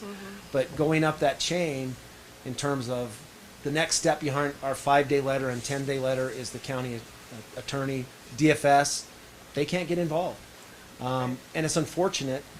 We've tried, Dave suggested, well, let's just change the age to 6. That takes away a parent's right to not send them to kindergarten or first grade. So that's why we tried to make this simple change is if they go to first grade, the expectation is they attend like everyone else. Once you start, you stay. You start. Yep. So this one was denied. But it's on. And it explains why. They don't understand it, basically.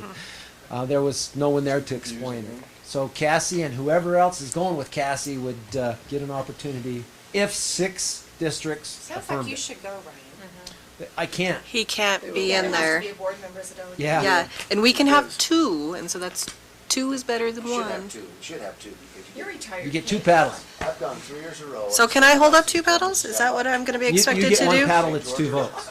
Okay. What they don't expect I'm is like- that you guys split voted. Yeah. Which wouldn't make much sense.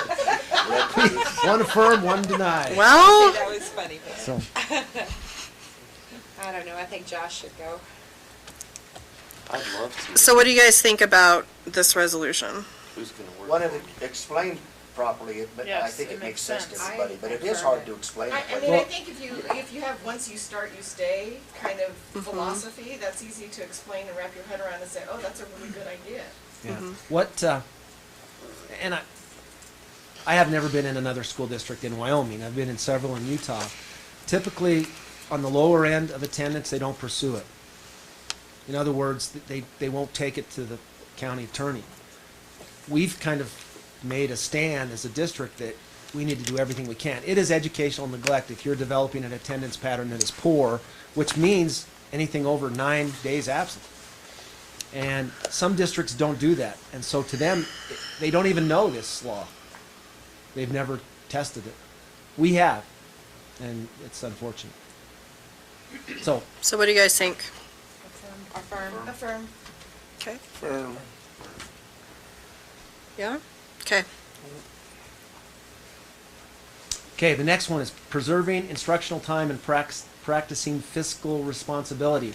This is an interesting one. They did affirm it. Basically what it is it's encouraging Wyoming High School Activities Association to look at their conferences, to reduce the number of times out of school, and to do more activities on Saturday. Is really all they're encouraging. Which I think that's what Wyoming High School Activities is doing. It's already causing some interesting issues. Middle school, most activities we're trying to get on Saturday. That's hard to do. Ask him. Do- What he thinks. Baba, what's your I thoughts? think the WHSA is really working hard to make this happen. You know, you should affirm it because I think it's something that be on the board or trying to get done. I know that in our district, if you've noticed lately, a lot of our activities are on Saturdays. That's a great thing, but it causes some tough situations as well. But I say yes. I think that they're trying to do the right thing. They're trying to make us more fiscally responsible, and seat time has become really, really important topic that WASPA is thrown out there. I think superintendents are really supportive of this. So yes, I would say yes. Okay. Firm. Okay. Thank you, sir. Okay. The next one, student financial institution mini banks.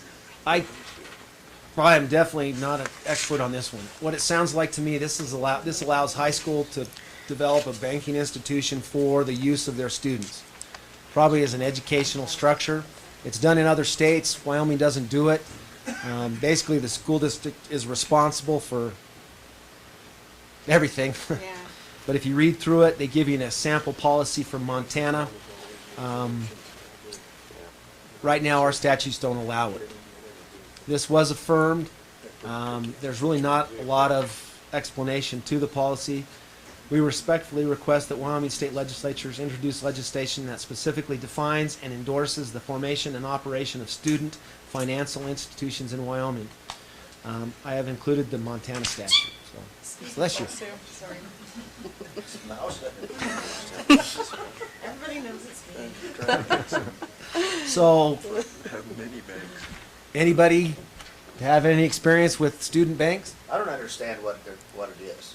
What are they doing? Well, It basically teaches, it teaches them how to have a Economics. checking account, how to balance a checking Yeah. account, how to budget. It sounds good. Problems with that though too, if they. Right, but it's a special account, and my understanding is they actually use, I mean, it's a real bank account with real money that they have to manage, but they go through a class to sort of do it and allow for it. With parameters, parents get in and manage, and parents can see all of this stuff. And there's safety guards in place. I mean, you couldn't bankrupt the district, and I'm sure they don't invest, but it is basic economics. There's safety guards in Yeah. place so they don't Well, at least the Montana statute has that. Most of them have parameters where, you can't be overdrawn, they'll quit. Yeah. You know, and get into real trouble, and like I say, and my understanding is parents have access to it as well. So. I think it's a good learning tool myself. So it's the. So why can't mom and dad do that? Through a local bank and the schools are dealing Oh, with. let's turn on our mics if we can. So if you look at number 4, Please. it says in the 4 on the Montana statute, with regard to the operation of a student financial institution, the obligations of a minor pertaining to borrowing money, cashing checks, and making deposits have the same force and effect as though they were the obligations of a person over the age of majority. So it is for minority kids, maybe. I know So we would have to provide a class and a teacher. It would be a economics. specific- Our social studies teachers, again, it's trying to find where you fit that into the schedule. But this is just supporting legislation to clearly put it out there. We don't what have to do it. is, right? Yeah. We don't, it's not like you have to do this now. No. So, What will pass, we wouldn't have And maybe they'll explain it better. Yeah, I'm kind of still confused, but as I read it, this just allows the opportunity to happen. Correct. Yep. It doesn't mandate it. Nope. Mm-mm. So what do we It's fine think? as long as we're not mandated to do Okay. it. I'm good with it. Are we I'm good with it. affirming? Deny. You'll Deny. deny? So we had 2 denials. I'm affirming. Okay. What about an affirm? Yes. What about affirm? Deny. So we have 3 denials. I'm okay with it, as long as it's not mandatory. Okay. Okay, so we'll go ahead and affirm it for now. Okay, the next one is out-of-state teaching experience. To summarize this, right now we allow a teacher from, let's say, Utah that has 10 years of experience. We bring them in and we give them 5 years of experience. The state only credits us for 1 year. So they come in as if they're a first-year teacher. So we get paid for their experience, but only to the first year. But even our policy is always allowed 5 years. Right. A teacher that's in Wyoming, let's say they have 28 years of experience, they transfer from Grable up to us, we can give them 28 years of experience, and the state recognizes all that experience, and we get reimbursed for that experience. The reason why we place them at 5, there was no way we could get some of these teachers from out of state unless we do. That's probably I'd say in education, that's the standard. You can get 5 years of experience from crossing the state line. So it hurts us that they don't allow it. I'd like to see it. It would make us more competitive. I think the reason why some people are afraid of this is, will you take candidates from outside of the state before you take candidates from inside of the state? Well, that's what I was going to ask, Ryan. So is this proposal looking to change the status quo, to accept and to recognize all years of experience? I don't know if it says all years, maybe. Or is it, is it saying that if you can't find, obviously we like a Wyoming preference, and if you can't find someone, right. If you can't find someone, you can go out of state and give them the same credit. That's what I think should happen, is you still have a Wyoming preference, but in the event, we can't find a math teacher, hypothetically. Hypothetically, and we have to go outside the state because we just don't have anything, we should be able to recognize that credit. I don't know if that's what this proposal does or not. Up to 10 years. Up to 10 years, okay. Where was that? I didn't see that. I didn't see the 10 years thing. So I'm for getting the best teacher. Yeah, From out of state, no, and that's I'm what I okay with said, that. regardless whether they're Wyoming not, or from wherever, you they know, need to be the best candidate. I want to support our local people, but I want them to be good people too. I don't want to, so You want the best. I'm for this one. I am too. Me too. Affirm. I am too. My only concern is that if it's used as a retirement situation. Because right now, when we bring out state teachers in on step 5 to 6, in some states, even if they've had 20 years, it's still an increase in salary. Yeah. So now if you base it on our salary and bring them in, it might be enticing enough to be here to only teach for 2 years and then be done. I like the idea that that's a concern I have. It does. This requires recognition of any out-of-state experience, so Right. it's any and all. Yeah, so I was going to ask, because I didn't see anything Yeah, I with didn't 10 see years. I was reading. Is that taken into Okay. consideration when hiring them? Yeah. This person is 2 Yeah. years away from Well, retirement age. if- When you hire. Still have our You vetting can't process. discriminate, you can't consider that. But they're not Oh, gonna pull yeah. from state retirement, right? Yep, can't do that, Jim. They work so Oh, hard, so they yeah, are so we'll state need to- 3 years retirement on the highest 3 years of their salary. Yeah, so I don't understand. I haven't done much Has to be hiring vested. myself. I Has guess to be vested. the way I see Yeah. this Yeah, that's why is And you have to meet the it rule just 80-20. it just opens the opportunity, because right now, if you have an experienced teacher from another district or another state, they're not going to come here because they only get 5 years experience. If they have 15 years, they lose 10 years. It becomes a push. We may not get any more. It doesn't mean we will. It just allows us But to it hire them. helps. It does. It makes recruiting easier. You guys know we have struggled to find a master's degree in math, social studies, and part of that reason is because we only can look inside Wyoming. Well, everyone in Wyoming's looking for those candidates. There are people on the outside, but when you only can offer them at step 6, they don't come. So this would help in that area too. But Kay is right. But they have to stay 4 years. Yeah. Right. I was going to say, but we have a vesting requirement Yeah. anyway, so I'm not worried. Yeah. Firm. And if they're Okay. good, I need a list of Yeah. rules. So, affirm? Yeah. Affirm? Yeah. Okay.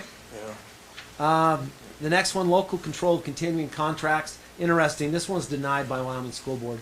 Basically what this states is that the local school district determines tenure, and that's where the 10 came from. So up to 10 years before they can be given tenure. But the district decides. You can still give it at 3, 5, 7, 10. But the reason why they denied it is this idea of 10 is too long. The whole point of this is in 3 years, going to their 4th contract, is that enough time to determine if you want to give a lifetime contract to a teacher? That's what it's been forever. So on the 4th contract, they get tenure.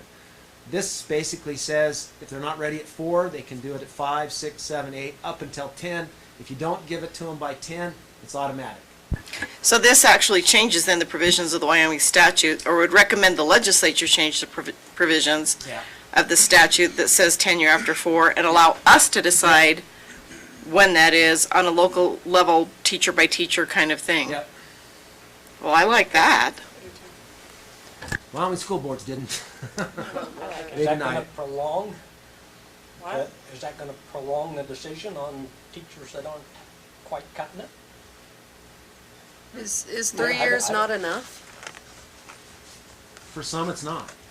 Really, I think you can tell some in a year that they're going to meet expectations. In others, 3's probably not enough. So you make a decision then. Do you cut them loose, or do you take the jump and they get contract forever, hoping that they'll continue to improve? Is that a fair? 3 for most is plenty, but for some, it's not. And so we've talked that 5 would be perfect. Right. 10 years, this gets into several issues.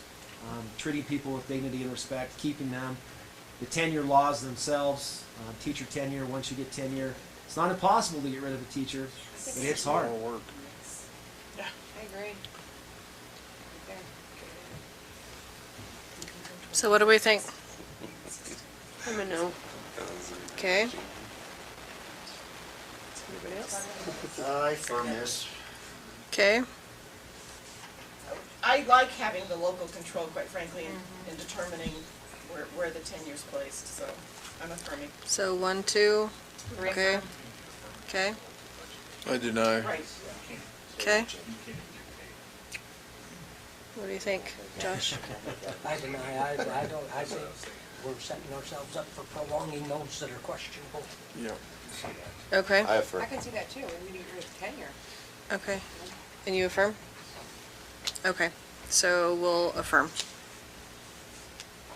So again, that's one that will have to, 6 delegates will have to raise But- their paddle to bring it to But, discussion. but also, and I guess, and this has happened before when I've gone, hopefully I'm not the only one going, but there has been a time, I think there was a couple of them last time I went, that once we actually got in there and everybody was able to explain the resolutions a little bit better, I will tell you, I did change my mind. Yeah. And so I want you guys to understand, like, if I really feel, and I kind of have a feeling of what you guys are feeling, if I really feel that we need to change, and it's going to be the best, then I'll change it. If you want to So- change my mind, go ahead. But a lot of times, you know, like we need to explain our resolution better so everybody understands it. They sometimes have a lot more in-depth information that can be put on paper when they explain it too. Okay, let's move on. Notification requirements. Right now, we have to notify by statute and local newspaper and several other things. This takes away the requirement to notify in a newspaper. So you can do it on the website, you can do it on social media. It just takes away the expense. They give the example here of TCSD number 1, $26,000 a year to make notices in the newspaper. Harold doesn't like this one. No, this one's not. So they did affirm this one. They see it as a, I guess, a funding Actually, savings. isn't this one on the no? Oh, it is. position? That's correct. Well, No, that's a deny. It's a Switzerland. oh, it is. They denied it. And the reason why they denied it, you're right, I was on the wrong page again. Thank you. The Board of Directors felt that this issue should be discussed on the floor of the Delegate Assembly. It is understood that such a policy change would result in cost savings for school districts. Likewise, there was some concern over the potential impact of small town newspapers. It is unknown if this policy would meet the need of the public to be informed of district activities. So they denied it. So what do we spend? It's significant, but it's not 26,000. So what is it? John, do you have a ballpark? I guess in my mind it's around 7. 7,000. I was thinking between That's 10 my- and 7. That's my guess right now. But Well, that's a good guess. without looking at it. Not 27,000. Man, I must have expensive paper. Well, it's Teton Yeah, County. yeah, what do you expect? Right, everything's expensive in Teton. So I think there's still a place for notification in the newspapers, although we do have social media, and we have electronic notification, and we have web pages, and we have everything else. I personally, and this, just may be an old-fashioned thing, I personally think that there's still a place for that. Look, I read those in the Herald. I'm a geek. I read through that section all the time. So I think there's still a place for it. So I'm probably opposed to this one, but I get the cost savings, I do. But $7,000, I'm probably going to oppose. I'd personally oppose it. So. Okay, what does everybody else think? I say deny. Deny. I say affirm. Three. Deny. Wait. Affirm. Yeah, 2 affirm. 4. Affirm. Okay, I would say deny. I just looked it up, and this is from 2015 to 2016, 8,400. So. It doesn't change much. Seven. Doesn't That was change pretty much. close. $1,000 off. 1,500. Okay, so that'll be, and I'm gonna deny as well, so we'll deny that one. Okay. The next one is the educational funding deficit white paper. This came out in December 28th, 2016. If you remember it, I know you guys read it. Basically, it's a position that I thought was excellent. It's not saying anything about charity. It's saying look at all opportunities for saving money, cutting programs, but look at taxes, any way to increase revenue. So there's 5 things, and you can see them there. So basically what the white paper is suggesting is let's look at all solutions to the problem, not just having schools cut. It was well written, well done. This just supports that white paper. It's more of a philosophical statement than anything else to get the legislators to agree with that and talk about cutting taxes or raising taxes. It's pretty tough. Okay, so where are we at with this one? Switzerland. Switzerland, okay. I have to agree with Switzerland. Okay, What does that mean? In the middle. in the middle, no decision. Oh, geez. We're staying So- out of it, Dave. Oh, I I affirm. affirm. What the heck? I've never been Switzerland very long, anywhere. Okay, so we have Switzerland, Affirm. affirm, what Switzerland. was, I don't know. I'm on the border, okay, of Switzerland? pretty much. Okay, I say neutral. I don't have strong feelings. okay. It's up to you to make up Move your it Three mind, affirms Cassie. over here. 3 affirms over here. And then there was another affirm over here. 4 affirms, just kidding. Okay, so, And the neutrals. so yeah, so I'm, no, I'm gonna, Maybe further information will change your mind. and so, yeah, and I'm taking these notes, and so, I'm probably leaning more towards affirming, but let's see what happens. Works for me. Okay. Is that it? That's it. Okay, Hallelujah. we got that done. Okay, does anybody have any comments or anything? No? Okay.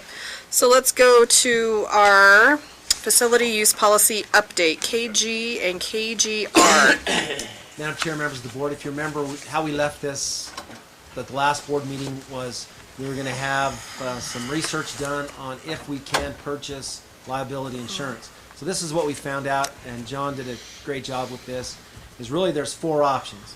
We have 2 options in the policy, one of which is to waive the insurance requirement, and the other one is to provide a proof of certification. The other 2 options, one is charge a flat rate. We found out we could do that. So mathematically figure out what the flat rate for our insurance is for a day's use at our facility. Turns out to be about $75 a day. The problem with that one is it's still our insurance. So let's say there's a catastrophic event, someone gets killed, our insurance goes up. They paid for a day's use, but it's still our insurance. The next option is you can actually purchase event insurance. And they can purchase that from any vendor. Tegler's is one we'd probably encourage them to go to because they're here. It's reasonable, based on the activity, based on the risk assessment. Around $100 is what she suggested. So what I would like to do is modify this to basically say either event insurance or certificate of prior insurance. We kicked around this idea of allowing for the daily rate for our employees at low risk events. I think that puts us into the weeds. So I think we just go with they must have insurance. Again, just to lay it out there, this is for everyone that uses our facilities, which would be the dance clubs, the basketball groups, the volleyball groups. They'll have to end up with their own certificate of insurance and liability.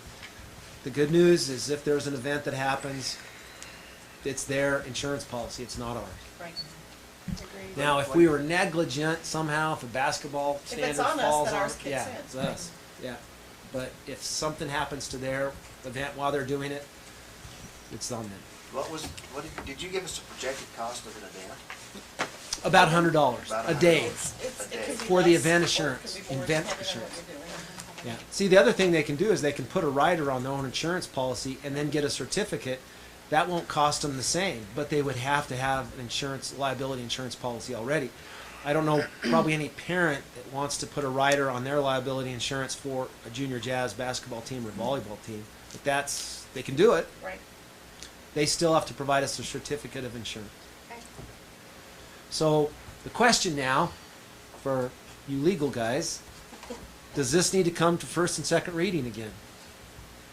I think we can change it still. We can still modify it. Okay, so Cross I'll out the waiver and add the event insurance. and I'll bring it to the board the next meeting for approval.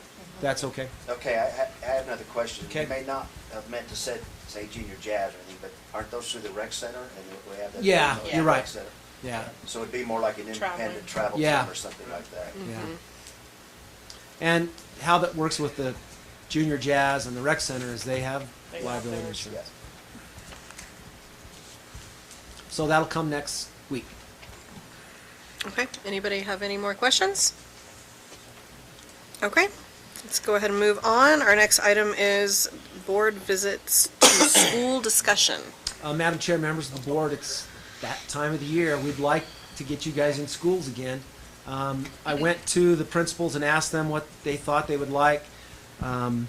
We all kind of agree that we'd like to do something a little different. What we'd like to do is base it on the district's strategic plan, Pathway to Excellence. Right now, one of your goals is to support the efforts of curriculum development, instruction, guaranteed and viable curriculum, PLCs. What we'd like is to provide you opportunities where you can go actually into a classroom and watch a teacher teach, go into a team meeting and watch teachers work on the PLC process of working on the standards. What we'd really like you to do is go to one of our PDs.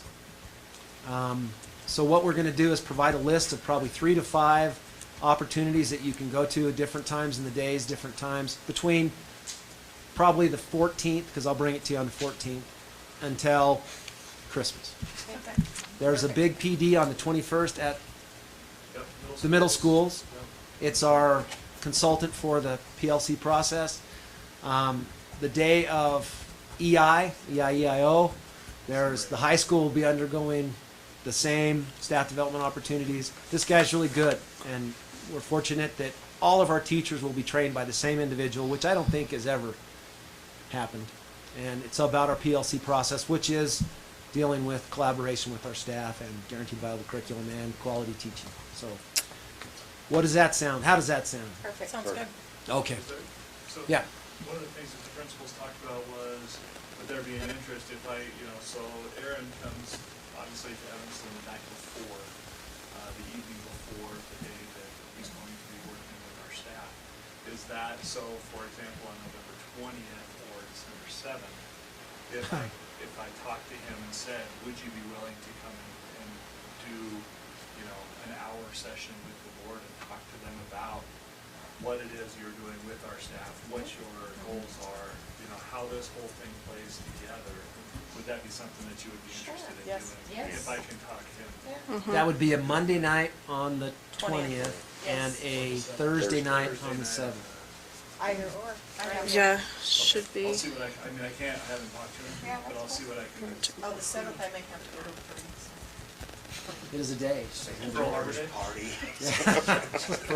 Pearl Harbor Day, isn't that true? So we'll get that done. Okay, thank you. I'll be there on the 20th. Okay. Thank you. I would be interested.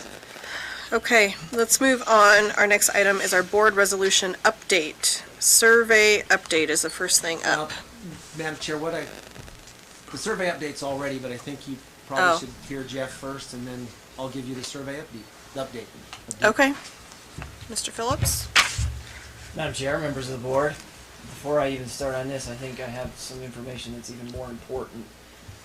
John Williams just informed me that the Come On In Casper has 6 hot tubs. And John's apparently a hot tub guy, so... John should go. Even more John should go. But he can't vote. You have about 15 minutes to use the hot tub. Well, then you can switch to another one.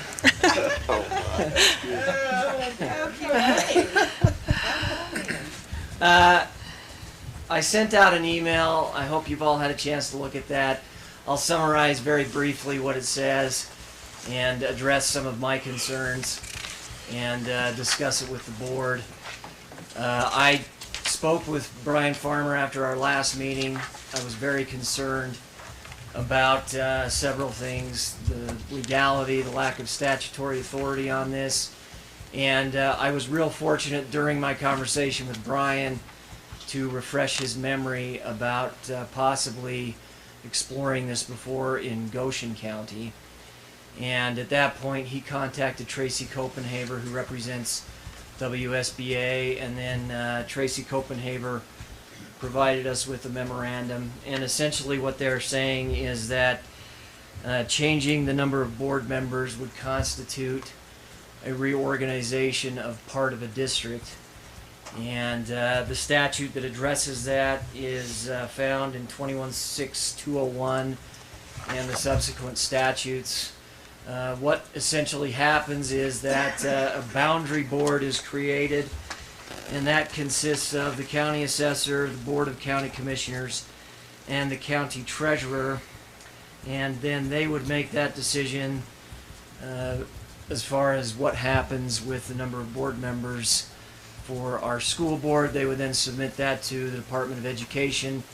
They would record it, and what Mr. Copenhaver has suggested is that it could potentially be a fairly simple proposal for the boundary board to consider this.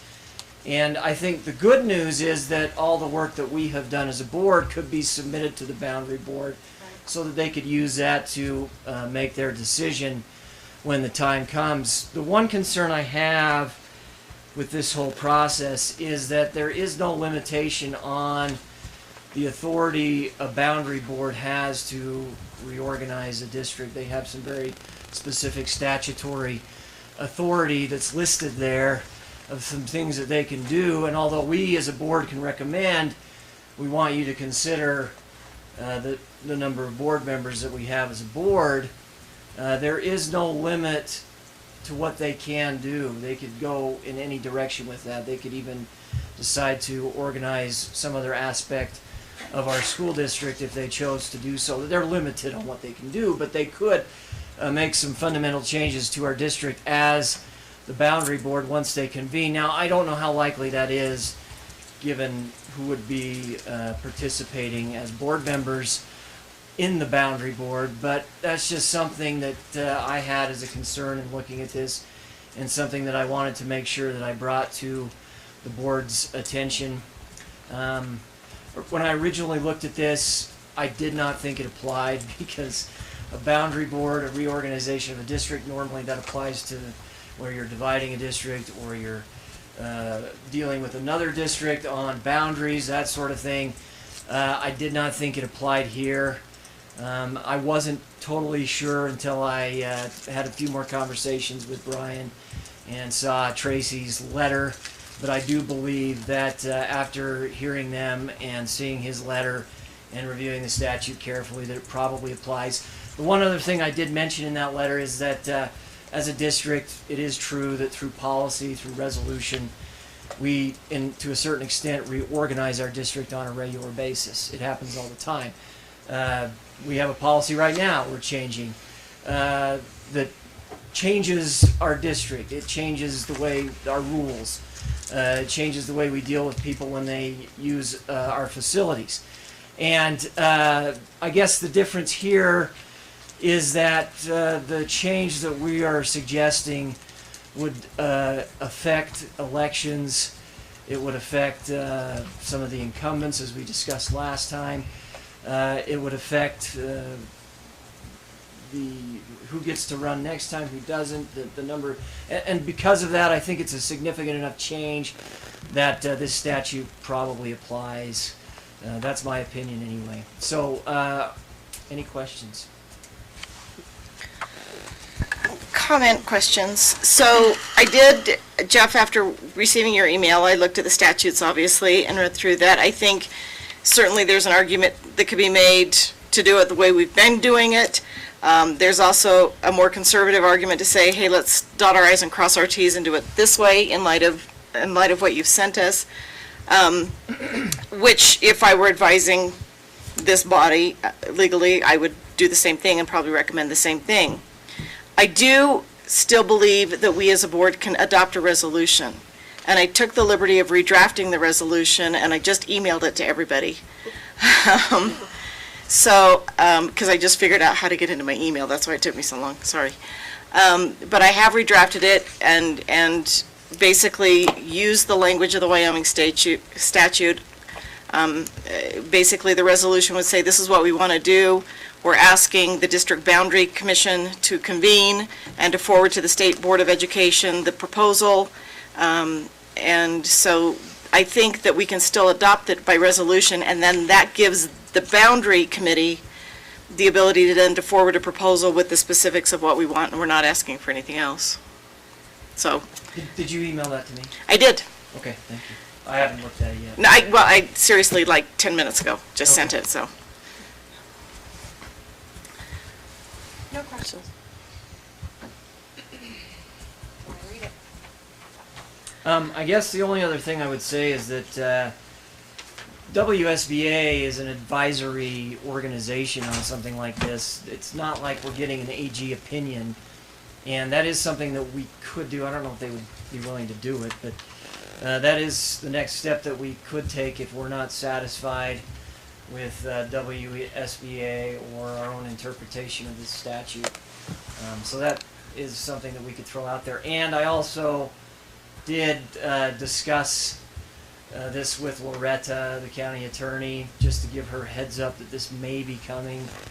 And she was going to go into the basement and see if she could find the last time that we had a boundary board convene in Uintah County, and I haven't heard back on whether or not she's found any of that. So anyway, I guess we'll just have to see.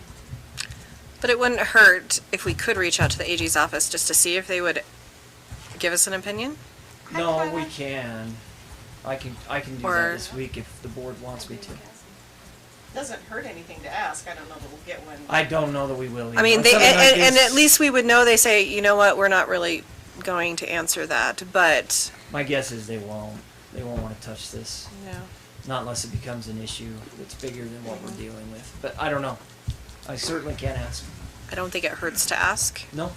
If everybody is okay with asking. I mean, they can just tell us, no, sorry. Sure. Jeff, is there You know? a timeline, deadline that we're looking at? That we have to get it in by? I don't think To the that boundary changes, because our real deadline is the election. But the boundary board, there's no deadline on how quickly they make a decision that I can tell. I mean, they have quite a bit of. Yeah, I read it the same way. I don't think Yeah. they have No. a timeline in which to take action. They do have a timeline that they have to notice for 2 weeks in a newspaper a public hearing and have another public hearing, which is fine. But I don't know that they have a deadline. You know, you have to convene within X number of days and make a decision with X number of days. I don't think there is that limit, The so. reason why I ask is if you are going to go to the Attorney General, it will take some time.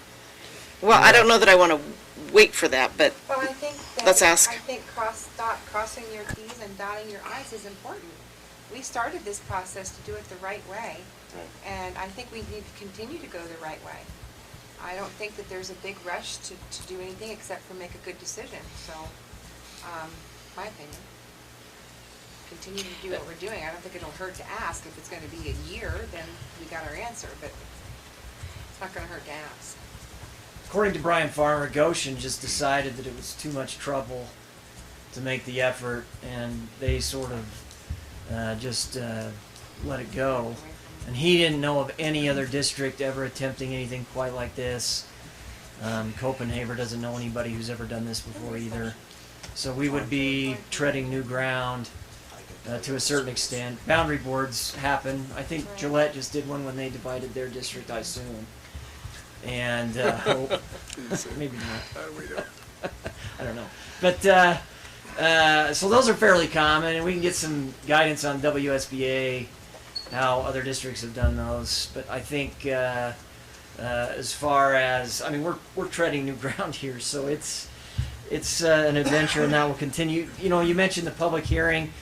I didn't see anything in there that would prohibit board members from participating at the public hearing with the boundary board, and so I think that would be appropriate, so that the opinions of everyone involved here would be shared with the boundary board. I just don't, you know, all the efforts that we've made, I still think that we can share that with the boundary board and help them in making their decision. I do find it odd that we can't be part of the boundary board. They have everyone else coming in, but they don't have a trustee on the board that's requesting to change part of it. That, I find is odd. Well, I think it's primarily designed, maybe I'm wrong, but it looks to me like it's primarily designed for starting up a district or dividing a district, which is why initially when I looked at it, I just thought this is... Redistricting a district? Yeah, this isn't our thing. This doesn't really fit us. But, Yeah, it does say reorganize. and Reorganize. That's the one word that may be the catch for us. The one that got me was reorganize any school district or portions of districts. That portions one that I thought, well, yeah, okay. So you're really going from 9 districts, open districts, to 7. So that's what Yeah, I mean, look, you know, any good lawyer is going to be able to argue it both ways, and the way I see it, it's either we do it by resolution, as Jeff first suggested, or we do it by the boundary committee, the way the statute seems to indicate, but I don't see a third ground that the AG is going to come up with. So that's why I say we can ask for an opinion, but really you've got 2 options, the way I see it. So, again, I'm fine with going through, you know, the boundary committee or whatever you want to call it. Again, but I would like this board to at least adopt the resolution calling for the convening of that committee and telling them what we want the proposal to be that goes to the state school board, so. And I don't have any problem with that if the board decides to do that. That's fine with me. Okay, Mike, I have a good question here. There's no use going to whatever extent we have to go to until we've got 5 people that are willing to adopt the resolution. So shouldn't we somewhere in this process vote on that part before Well, we? that's what I'm saying. That's what she suggested. That's what I'm saying. is that And at you least vote on know, resolution. we were planning on doing that the next meeting, weren't we? Right. I was planning on putting it on the agenda still. Yeah, So, so. Yeah, I can take a look at the resolution, and So, yeah. I'm sure it'll be fine, and we can vote on it next meeting. Right, that's my concern. We just need to move ahead, and then we tackle the next process if we've got 5 that are in favor of reducing the board. And that's why I felt like, Dave, we needed that Right. resolution to Right. see where everybody is. If the resolution passes, great, we have an answer. If it doesn't, Then we're then done. then we're done. Okay. Okay. Anything else? Nope. I don't think so. Thank you. Thank you. Thank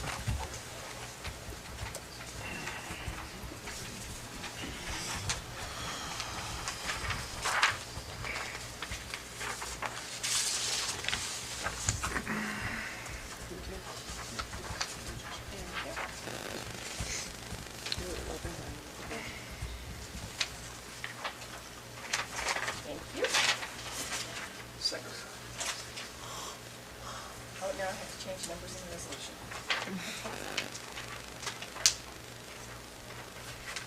So the first one is the summary of the survey results. The second one is a copy of all the comments.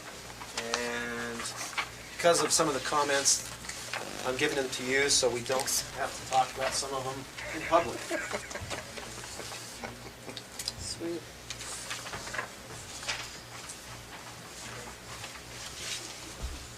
So, Madam Chair, members of the board, you can see that the results of the survey, we now have 270 responses.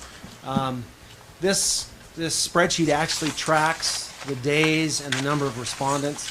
The day after the board meeting, I sent this out to the staff again. So the bulk of these additional 106 votes are staff members. So that's, to me, that's pretty good. At least our staff, again, responded at a much higher level.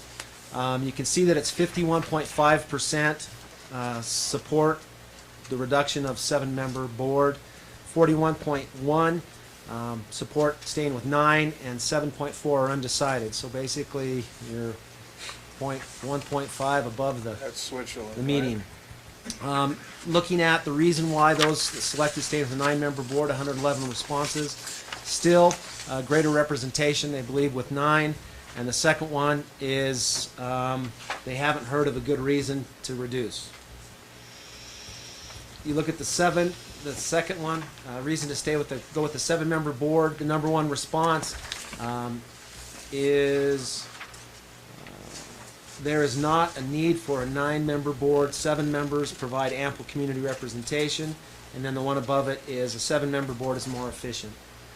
The comments, what's in blue are the new ones. So it does put them in chronological order. So you can see we only had 4 more comments about not decided or undecided. And then there was a few more comments, total of 70. I think that was about 25 more in blue. You can see them, some of them they're very similar to what we had before. There's nothing new. Probably the biggest thing is they would really like to see the pros and cons. We did put those out there, put them on the radio. I don't know if you've heard the pros and cons, but something that may continue. Like I said, some of the comments are pointed at specific individuals, and we probably don't want to discuss those in public. Some are about specific individuals and have nothing to do with the resolution to reduce from 9 to 7. So you can see those comments. Okay. And so is the survey officially closed? I closed it about 6. No, I closed it about 5:30 when I printed this off. Okay. Okay. We haven't received a response in 5 days. Okay. Okay, that's good. Okay, does anybody have any questions about the survey? No? Okay. Let's go ahead and move on to our next item for discussion, which is our board meeting schedule discussion. Madam Chair, just one thing. So, as we mentioned, the resolution will come up for a vote next week. Next Tuesday. Yes. Next Tuesday. Okay. Okay. I was asked to put the board meeting schedule discussion. Let's have a discussion. Okay. So Kay, you had actually asked this. I Okay. asked for this. When I first came on the board, we had one meeting. Can you turn your mic on? Amazing voice. When I first came on the board, we had one meeting a month, and we had a lot of things coming up, and we voted to go to a work session. So we'd have 2 meetings a month, and it started out being the 2nd and 4th Tuesdays. And to me, the work session hasn't done what it was supposed to do.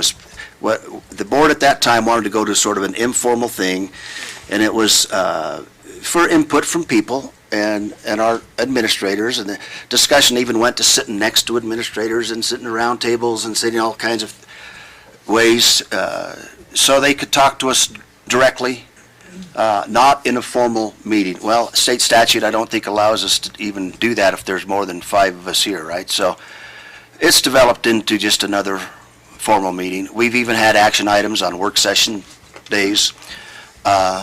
And I know not everybody's going to agree with this, I'd sooner stay here till midnight than come twice.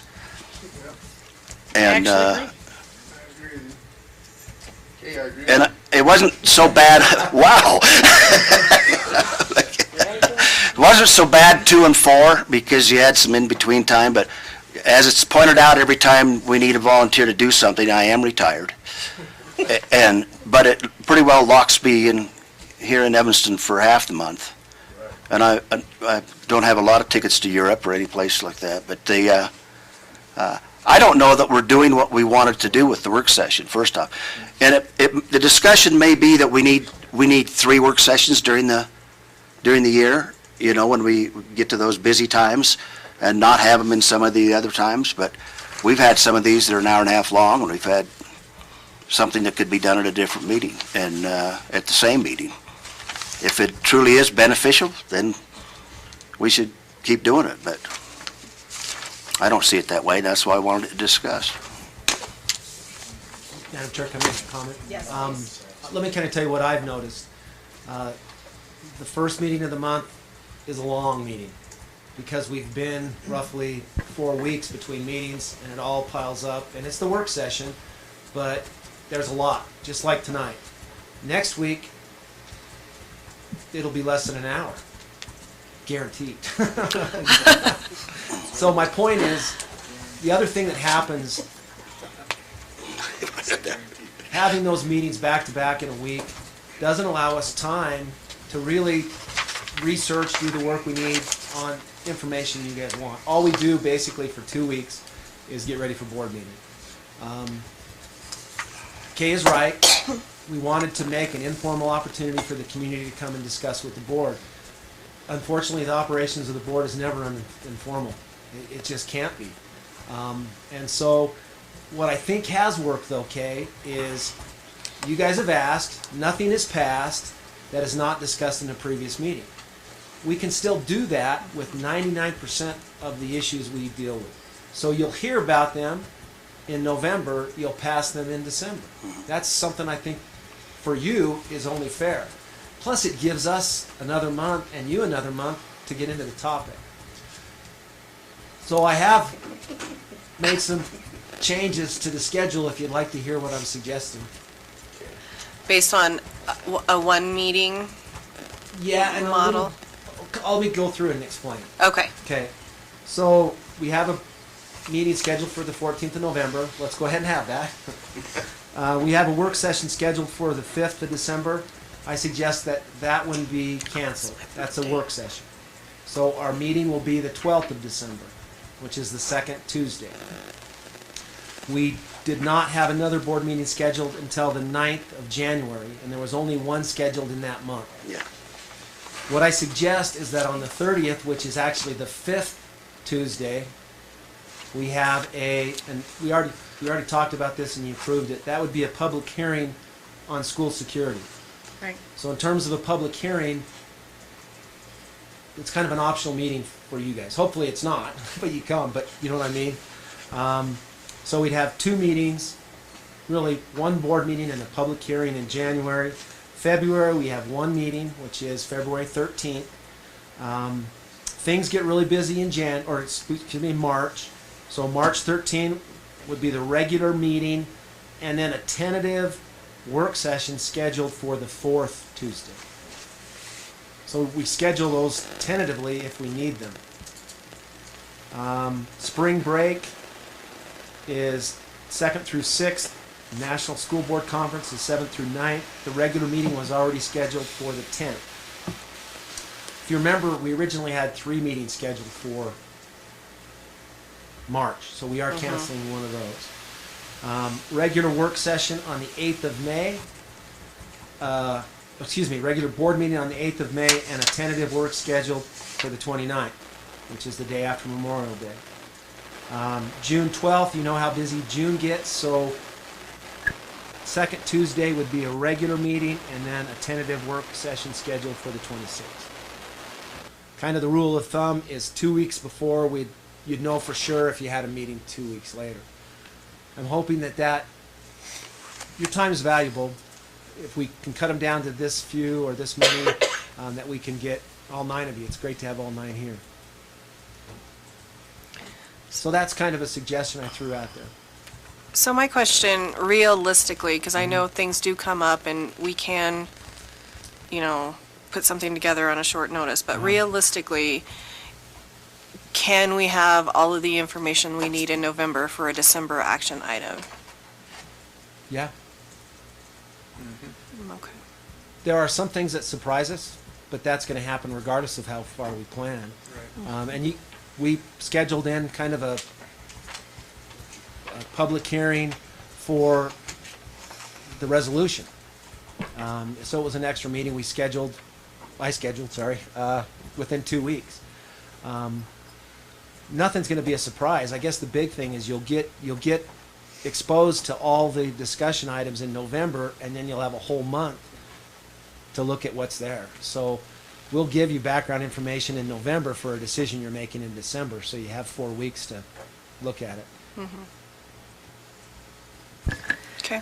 So I'm with Kay on this one. I like having one meeting a month. I'm perfectly happy staying in here until midnight. I know that's past some people's bedtime hour. But I like that, and I think you can at least tee up, here's what you're going to see next month, here's some of the information you're going to need for next month. In just a regular meeting, I think we can do that.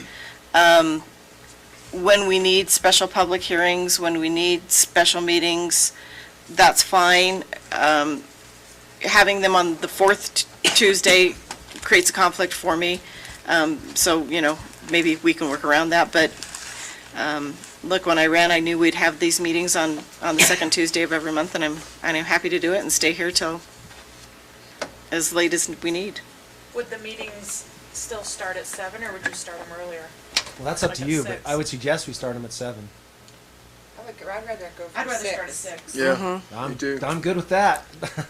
Really. I mean, because then if we do have to be here later, Right. we're not. That's great, actually. That's That gives Yeah. people enough time to get home from work and be here if they want to come. so. Unless there's opposition or some other suggestions, I would just put this calendar forward to approve next week. Will you Next change week. it to what? What I just suggested. Yeah. So we'll we know. can see it? So we can see it. Yep. So our Send that regular, out. if we're doing away mostly with the work sessions, that seems like the more open or opportunity for open like question asking or participation if people come and are wanting to participate in a conversation. Is that still going to be available, or are we just I think so. cutting that What I out? would, and again, it's not structured much differently than do now. I think you have an open discussion period, and then you have the action items. Some districts go to a consent agenda. Some of the stuff you could do through a consent agenda. We've never done that here. I've looked But, at that. That'd be kind of cool, actually. Some of it would be easy. Consent means we consent on Yes. the agenda. Is that what you're talking about? Basically, there'd be a series of items on the consent agenda. You don't deal with them individually, you just approve them as a whole.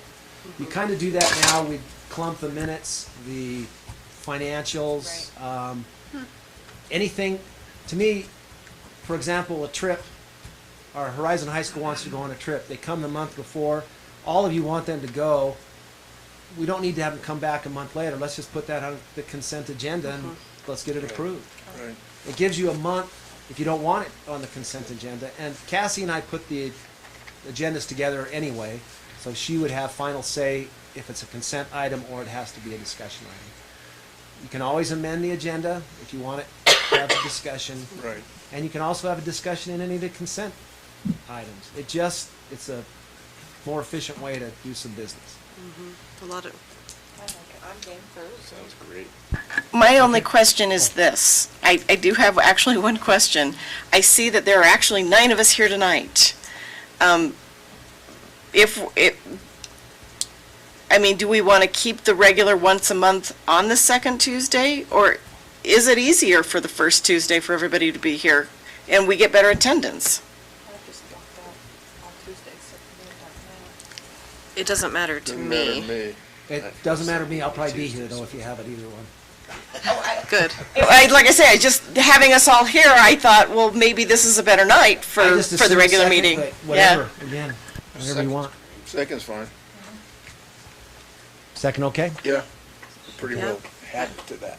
Okay, I see everybody likes the second. Sounds okay.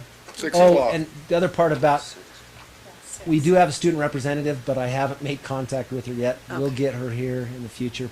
Now it's once a month. It even less complicates that. I was too, curious so, about that. Yeah, I keep So we're talking 6 o'clock, right? 6 o'clock. Okay. Second Tuesday. Work session on the 4th, only if needed. We'll put them in there as tentative. Okay, And put then them we'll in, decide. write them in as tentative. I already promised Or as the, needed. the public forum for the enroll at Security. 93, so I'd like to schedule that now so people know it's coming. Yes. Okay. Any other questions? Or, no?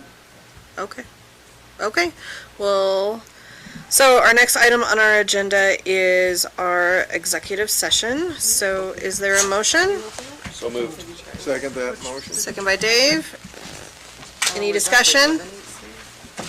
All in favor? Aye. Any opposed? Okay, we'll go ahead and move into executive session.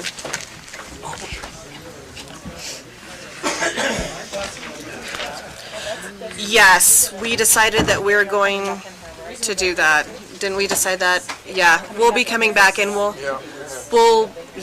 officially adjourn from here. Sorry.